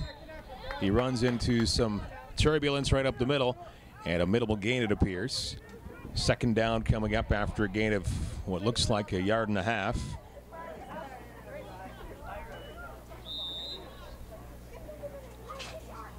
Looks like a long 8 coming up here. Second down. Boy, the temperature, we mentioned the wind and the rain, and now that the sun has gone down, the temperature has dropped at least 15 degrees here tonight. That wind's still whipping around. And now Neal keeps it at quarterback. And now Neal just swats away one of the defenders. Still able to turn the corner a little bit and maybe get a couple of yards on that run, but that was certainly a size disadvantage there against Chatham-Kent as Neal just swatted away his man. Yeah, it looked like Michael Ouellette was the victim of a massive stiff arm. Just got pushed right down into the turf, and when you're 6'3", you definitely have that leverage advantage, and Neal showing that right there. So big third down here for the defense. 3rd and 7 for the Twin Cities. Clock under 12 to play here in the 4th quarter. Back Neal looking for an open receiver. Up the middle it comes, and that one is really in no man's land as it drops to no one in particular. No flags on the play. 4th and 7, so that was a huge stand there by the defense on that play. Well, interesting to see here what they're going to do, if they'll go for it on 4th down or if they'll punt the ball away and try to pin the Cougars deep. And it looks like they're going for it here, the Twin Cities Predators. Yeah, Neal not going anywhere. He's in the huddle right now. So in 4th and 7, this is an even bigger play than the last for the Cougars in the defense. 4th and 7, 36-yard line. Timeout called by the Cougars. And now the Cougars will have a chat about it as they call a timeout. 11:23 to go in the 4th quarter. Well, to be honest with you, the Twin Cities Predators kicking game hasn't been the strongest suit so far. You add the fact that the wind is right in their face, they might just be playing the odds here and thinking, well, you know what, if we don't get the first down, it's not a terrible situation. The Cougars, you know, still in their own end, they would get the ball at their own 35, approximately 35-yard line. So they would still have a decent distance to go. Looks like the Predators are just going to gamble here and go for it. You can't discount the wind either. It's still whipping around. So if you do try and kick that up into the air, you might not get very far with your progress. And with the high-powered offense, anything can happen here. 4th and 7. And off the timeout, here we go. 4th and 7, ball at the 36-yard Now line. they have a kicker in there. And now You got to watch for the fake, though. Got to watch for the fake. 4th and 7. And now a botched snap, it appears. They let the kick go almost straight up in the air. And it's off of the hands of the Cougars. Kind of a pinball effect. Who comes down with it? Looks like maybe Chatham-Kent has it. I think it might have gone off a face mask. Wow, I think you're right, Mike. I think the Cougars have recovered it. And at the 30-yard line, it is Chatham-Kent ball. So some heart palpitations there for both sides. That was awfully close. And the Cougars do get the ball back at their own 30, up by 7. And that kick netted 7 yards. Don't see many kicks in any level of football that nets you a whopping 7 yards. Well, that's what happened there. Cougars have it. And an important drive here. They want to restore a larger lead. They were up by as many as 14 in the third quarter. Lead by 7 right now. Back for Caldwell again. Tries to find some room along the near side, and he was tripped up after a pretty good run. Looks to be about 6. And Caldwell again getting the touch. I like the way Caldwell used his blocker there in front of him, Nathan Krieger. He made it look like he was going to duck in front of his blocker. The defender bit, and then Caldwell bounced it outside. Was able to pick up about 6, almost 7 on that run and bring up a manageable second down. Not bad at all. 4 yards to move the chains. 2nd and 4, ball at the 36-yard line. And again, it is kept on the ground. Nice patience by the running back, and it's going to be close to a first down here as he gets to around the 39. That is going to be quite close, but I think maybe half a yard short. That was Roundtree with the carry. We haven't seen him carry the ball all that often. A few touches here and there, and it looks like close to a full yard to go here. 3rd and 1. Well, in this situation so far in this game, we've seen a couple of quarterback sneaks from Kelton Evans. So we'll see if, and they've had success. They've converted on, I think it's both their 4th downs. Again, handed off to the running back. First down and a lot more, getting up to close to the 50-yard line. And Caldwell doing the job, doing what he's asked to do. Busting through that defense and a healthy gain. So first down and 10, fresh set of downs for the Cougars. You almost wonder if Caldwell is just getting stronger as this game goes on. He's had some explosive runs so far tonight, and a big one earlier in this half.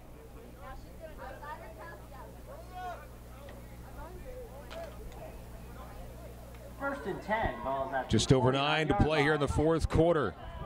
Cougars looking to not only eat up a lot of time here, but to get back on the scoreboard. And here's Caldwell again. Big run, lots of room to move. A giant gain here for the Cougars. Caldwell still on his feet, still going, eluding a lot of defenders here. Finally wrapped up by a couple of Twin Cities Predators. It appears well inside the 30, if not the 25-yard line along the far side. So you're getting close to the red zone once again, and a big run by Caldwell. He's really just put the team on his shoulders in this second half. Boy, credit to the right side of that offensive line. Beautiful block on that far side, creating a nice hole for Caldwell to just turn it on. He gets to the second level and then just uses his speed to elude all the would-be tacklers. And as you mentioned, just putting this team on his back right now. He just looks to be getting stronger and stronger, and generally that's what you see from the good running backs. They get stronger as the game goes on, and let's not forget the Predators might be starting to tire now from this strong running game.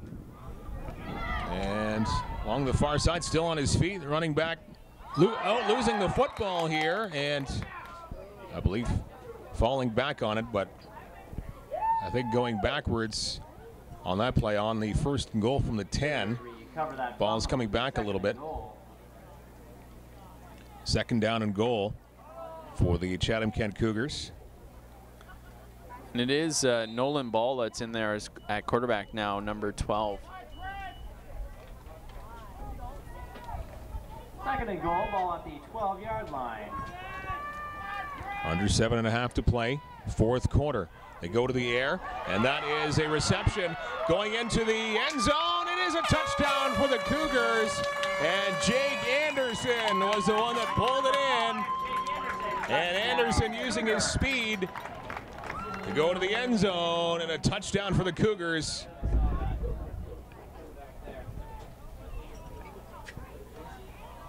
After a lightning strike, it is a major score for the touchdown. As some interesting weather could be in the area here. 41-28, 7:22 remaining in this fourth quarter.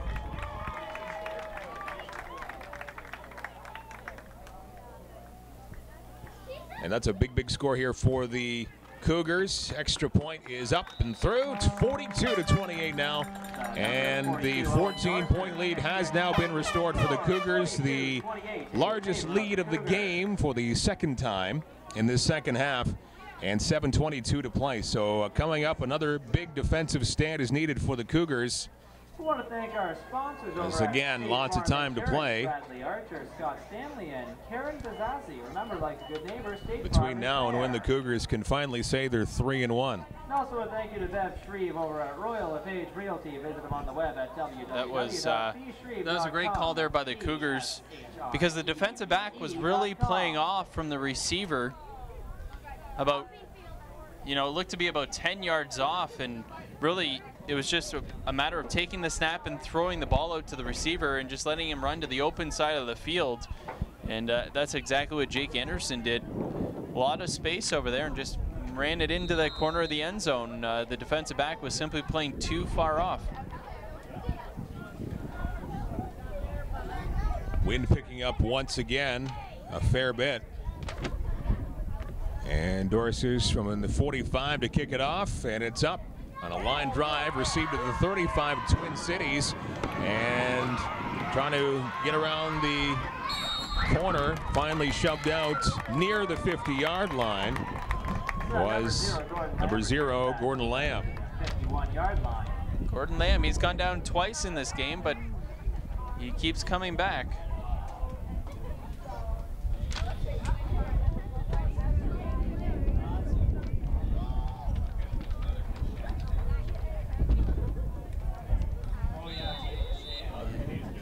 You just got to hold your breath here if you're the Cougars, knowing how explosive this Twin Cities team is. We've seen them score 2 touchdowns in a matter of minutes. Aided by an onside kick, so that certainly, if that goes right for you, can save you a lot of time. Now a shovel pass wrapped up at the 55-yard line, right at midfield. Great stand there. Great stop by the defense of the Cougars. And Miller coming up big right there. 2nd and 14 as the play set back 4 yards. Surprised they handed the ball off to David Aiken there, number 34, who obviously hasn't received the majority of the carries. Maybe trying to catch the Cougars defense off guard. Also, the quarterback right now is not Neal. 2nd and 14, ball at the 54-yard line.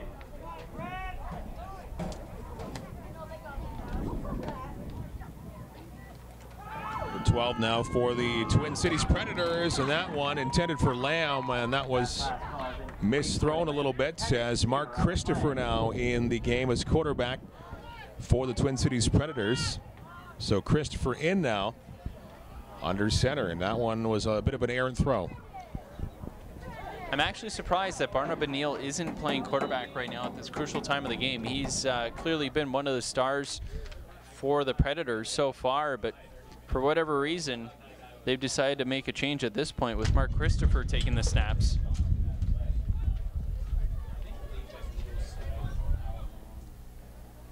Big play here, 3rd and 14, and Neal is out there. Christopher hands it off, and along that far side, That is going to be a first down, a big run, getting around the outside and a lot of room to move. First down and 10 coming up here for the Twin Cities Predators. So with 3rd and 14, never mind, the offense can still work it out for Twin Cities. Shan just so explosive, just showing that speed. Big gain there, about 20 yards for Shand on the run. And if you remember, he got it all started back in the first quarter with a 90-yard touchdown run. So he is dangerous. Still 5 minutes to play in this fourth quarter. 1st and 10 from the 35 in Cougars territory. As the ball is on the ground, but really nowhere to go that time for the Preds. Wrapped up after a very minimal gain, maybe a yard, so 2nd down and 9 coming up here. And again, number 34, David Aiken getting the carry on first down. Clock continues to run.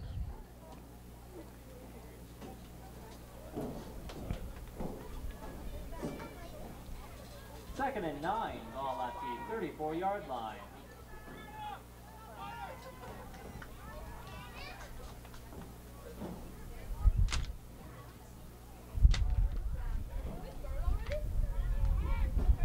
Second and 9, shoveled back to the running back. He has nowhere to go. Stopped before he gets to the 35-yard line, and the Cougars defense able to wrap him up. Number 34. That's David Aiken with the carry once again.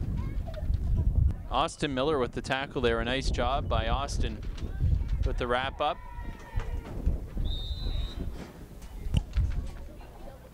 Folks, the wind has really picked up down here now. It's really blowing into the booth here, quite something fierce, so it's got to be wreaking a bit of havoc down on the field. Also 3rd down and 11 to go, 3.5 left to go. Clock continues to click down. A bit of urgency here for the Predators as they keep it on the ground, and that time running back wrapped up by the defense. Tavian Shan, the Cougars defense, able to find an answer for him that time. Well, that defense. 4th down. Yeah, sorry there, Mike. That defense, they know they have to swarm. I mean, it's not going to be just one person that's going to bring down Tavian Shan or Barnab O'Neill. They all have to be involved in those tackles because they're the types of players that can make 1, 2, 3 people miss. It's got to be a team effort, and right now that's what we're seeing from the Cougars. A nice job right now of forcing this 4th down and about 12 yards. So Cougars have put themselves in a good position here with just over 3 minutes to go in this game. But you never say never until that final horn either, certainly with the offense the way it is for the Twin Cities. Is they have flashes of brilliance for sure. 4-0 record tells you something. I guess my only question would be why Barnab O'Neill or Tavian Shan aren't really touching the ball as much here in this last 5-6 minutes of the game. And really with 5 minutes left a couple of minutes ago, you still had plenty of time when this drive began, and we haven't seen, as you mentioned, we haven't seen either of those gentlemen very much this time around. Ball has made its way to the 37 of the Cougars, but a big 4th and 12 to go. So 4th and 12, ball at the 37-yard line. This could very well be your ball game here.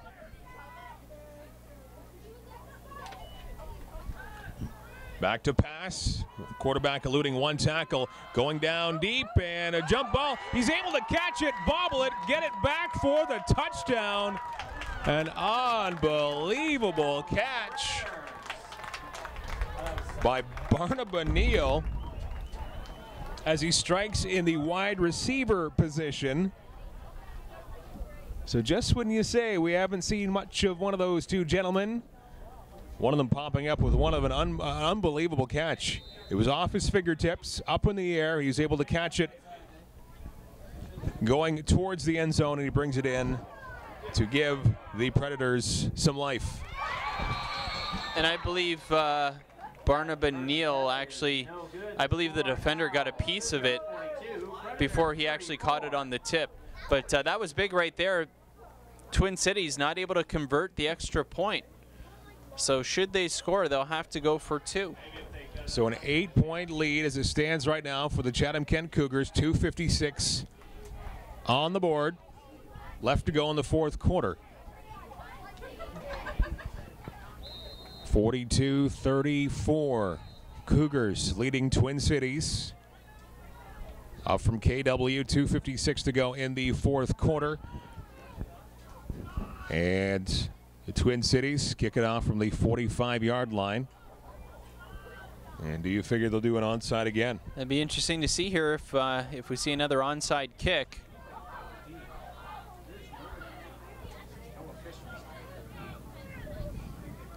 I think you've got to be prepared for it. We've seen it once already. Yeah, and they're going to overload this right side now. So that's where you can expect that kick to come. There it is. Oh, good job.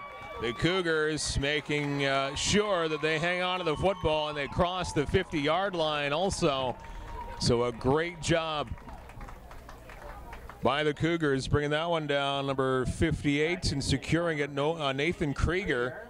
And he has come up big when he's had to a couple of times here today, and probably nothing is bigger than that one right there. Yeah, no doubt, Mike. A great play by Krieger to catch that ball on the hop. Really, Twin Cities, they look like they've got that onside kick down to a science that was well executed, but Krieger makes a good play, gets his hand on that ball, and gives the Cougars great field position. Do you think we see a lot of Caldwell here? Well, we certainly might, and we see him right there, and some big gains coming here for Caldwell. He gets past another defender, and all the way to the end zone. Caldwell, touchdown! And the Cougars are that much closer to their third victory of the season. You're a mighty fine play caller there, Michael, as Caldwell gets the touch to begin that drive, and he ends the drive all at the same time. Now a 14-point lead restored. It could make it 15.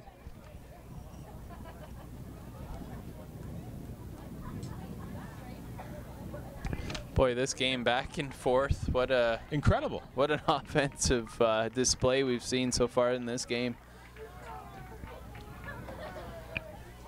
Point number 49 could be coming up right here. 49-34, 15-point lead, which I believe now is the largest lead the Cougars have had in this football game. A 15-point lead, 2:42 left to go in this fourth quarter. But again, don't count out anybody from the Twin Cities. Not at all. Nope. Not with 2:42 to go. They are just too explosive. That is just how talented they are on offense. But Jermaine Caldwell and Tavian Shan, the running backs, the key running backs for both teams, I would tell them to guess they've both got close to 200 yards, if not more, in this game so far. It's just been an outstanding display from the running backs in this game. We've seldom called anybody else's name other than those two from the Twin Cities. That's how good they are. That's how much they carry their team on their back offensively. And 34 points on the board, still 15 shy of what the Cougars have had here tonight, in a great showing for Chatham-Kent.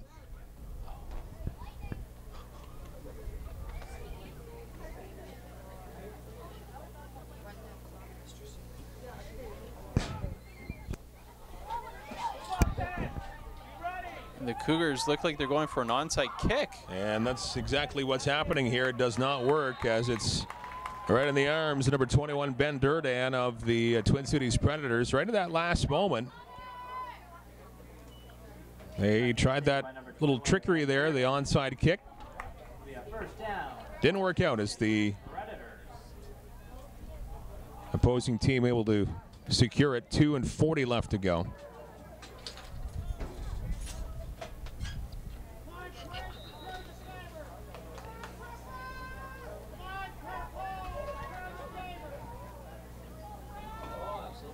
Boy, what a game this has been. 2:40 to go.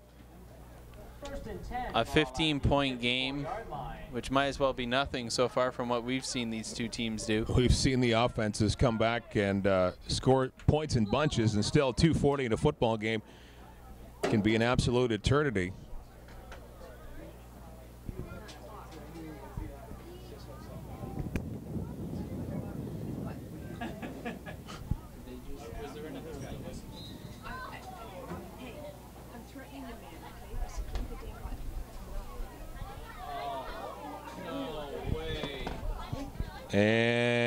And with 2:40 to go here in the fourth quarter, it looks like lightning in the distance is going to play a little bit of havoc on the end of this football game. And if I'm not mistaken, it is now at least a 30-minute delay, right? And they're certainly erring on the side of caution here. With lightning in the air, you don't want anybody to get injured. No immediate storms. Doesn't look to be too close at this point, but they're certainly going to seek shelter. So we will break away, and certainly we'll give you the end of the football game once things return back to normal here. But a lightning delay. The Cougars 2:40 to go before they can claim their third victory of the season. 2-1 right now against a 4-1 Twin Cities Predators. So a lightning delay, when you know it. 2:40 left to go in the fourth quarter, and playing on the side of safety, they head for shelter. More lightning in the area. Back to wrap it up someday. It's Mike and Mike with TV Cogeco.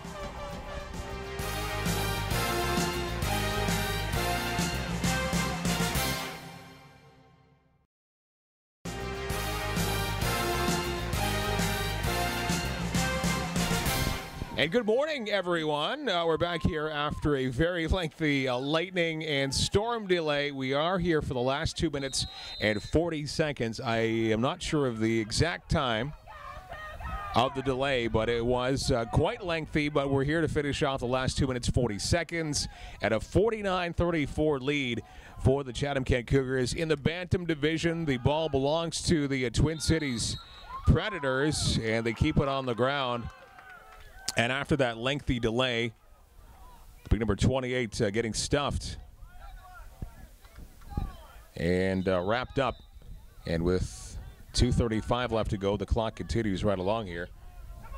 Tavian Shand wrapped up there. Looked like it might have been Nicholas Melillo with the tackle.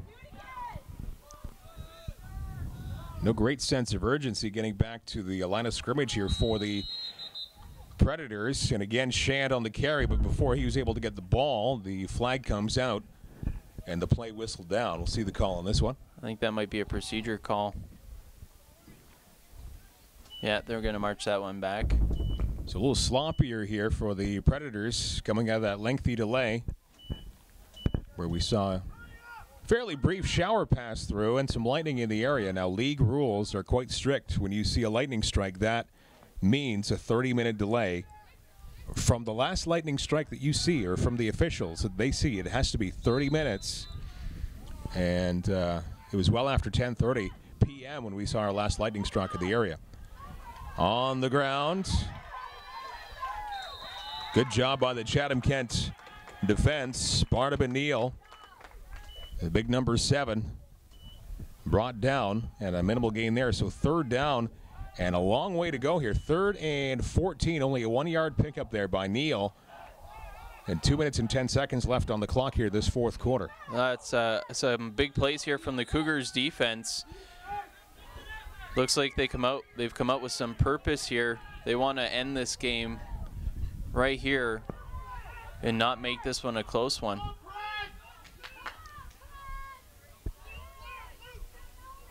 And back to pass. Going along the far side and almost intercepted. A couple of Cougars in the general area. And the closest one there, Kenny Levesque, he almost was the one that brought it down on the INT, which pretty much would have ended this football game. But it drops incomplete. Still, a 4th and 14 situation here for the Preds and this is pretty much what you're looking at for the football game.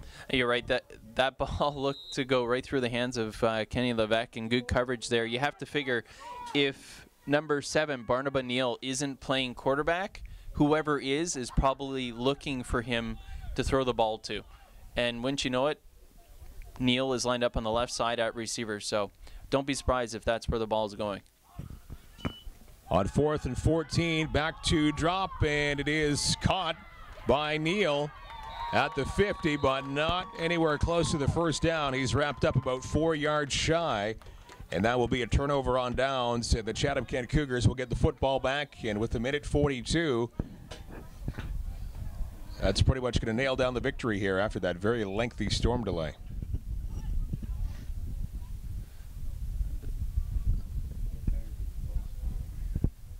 Wow, they're measuring on this. This didn't really look like it was all that close, to be honest with you, from our vantage point. I'm surprised. It looked clearly 3 yards at least short, and that looks to be a generous spot that they have with the football there. Yeah, there you go. And yeah. So it is confirmed. First down, Cougars. They'll take over on downs there.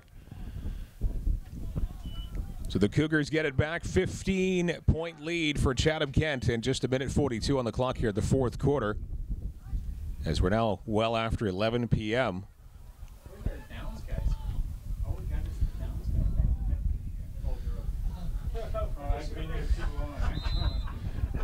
I imagine you can expect a big running game here from the Cougars. It's going to be pound the ball, pound the ball, pound the ball, and keep that clock moving. Obviously, one of the keys now is you're going to have a slick ball out there, so ball security is going to be at a premium here. I'm sure all of the Twin City Predators have been told to try and rip the ball out of the ball carrier's hands. 1st and 10 for Chatham-Kent, keeping it on the ground as expected and up to midfield, or very close to it. Nice carry there from Caldwell.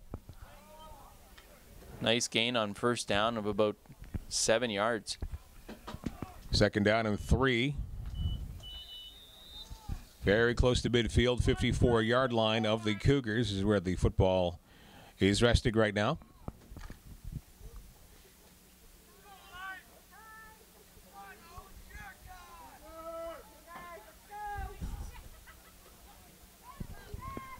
Another handoff, 2nd and 3, and they will get close to the first down. He's able to move the pile maybe a little bit short. Nathan Krieger there with the carry. And this one may require a measurement.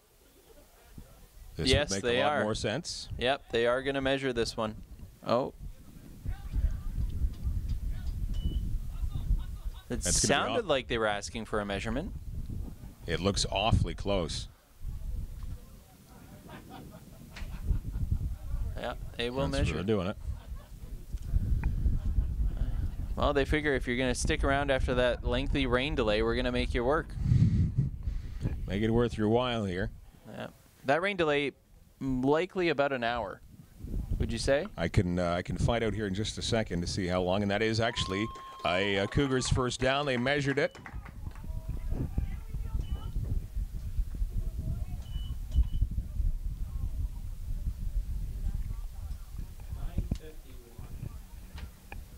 Getting the word that 9:51 is when it was called, 9:51 p.m., and we restarted at 11:06. So that is an hour 15 of a storm delay here that the folks stuck with.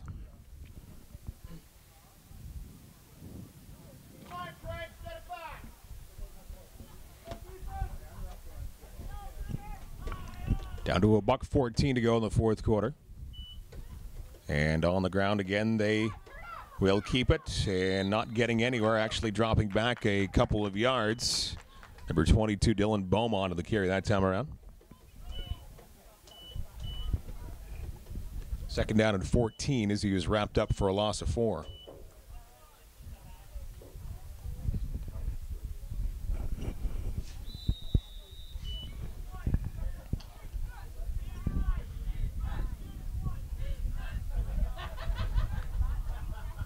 Cougars on their way to improving to 3-1 in the Bantam division.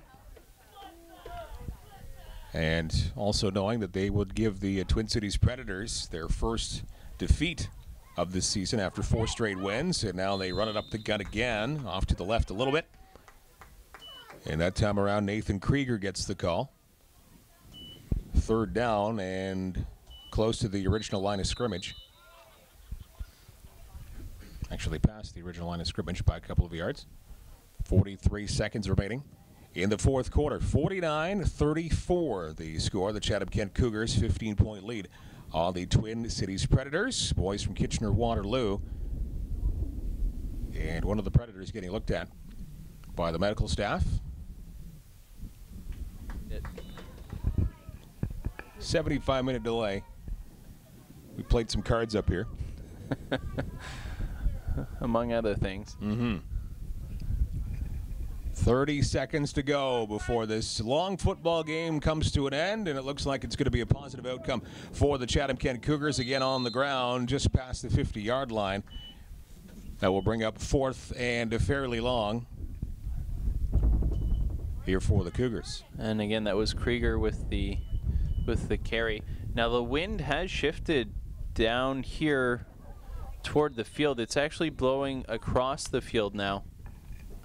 Wasting as much time as they possibly can. And again, they're going to keep it on the ground, and time officially running down on this football game. Pretty close to 4 hours after it originally started. This Bantam game is over, and the Chatham-Kent Cougars walking away with a 49-34 victory over the Twin Cities Predators in a game that was interrupted by a passing thunderstorm and a total delay of an hour and 15 minutes. Finally getting underway to play the last 2.5 minutes, and thankfully the Cougars able to hang on and walk away with their 3rd win of the year. Yeah, great game from the Chatham-Kent Cougars. I was really impressed with the squad. Obviously very well coached, both offensively, defensively, and special teams. They looked extremely crisp. As I mentioned at the outset, they didn't look to be intimidated whatsoever by this undefeated squad out of Twin Cities. They came in at 4-0. The Cougars were 2-1. Didn't bother the Cougars whatsoever.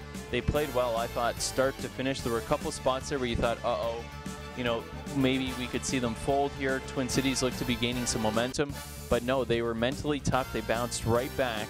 And really, if I had to give a ball to somebody on the Cougar squad, it would have to go to Jermaine Caldwell. Had 3 touchdowns in this game and was just outstanding rushing the football. So a big win for the Cougars in the Bantam division. Next up on the 1st of July, they'll be on the road. That's a Sunday, July 1st, 2 p.m. game in Oakville. Next home game for the Bantams will be at actually on the 15th of July. They've got a couple of road games. They return to the athletic complex in Chatham-Kent and taking on the Toronto Junior Argonauts July the 15th. So that's the next home game, July the 15th. The Bantam squad of the Chatham-Kent Cougars now 3-1 with a 49-34 win over the Twin Cities Predators. On behalf of Michael James to my left, and also Jeff Brooks doing the camera for all 4 games today. Big kudos here for Jeff. He's tired. He's going to go have a nap. My name is Mike Renier. Thanks for tuning in for Chatham-Kent Cougars football on TV Coachako.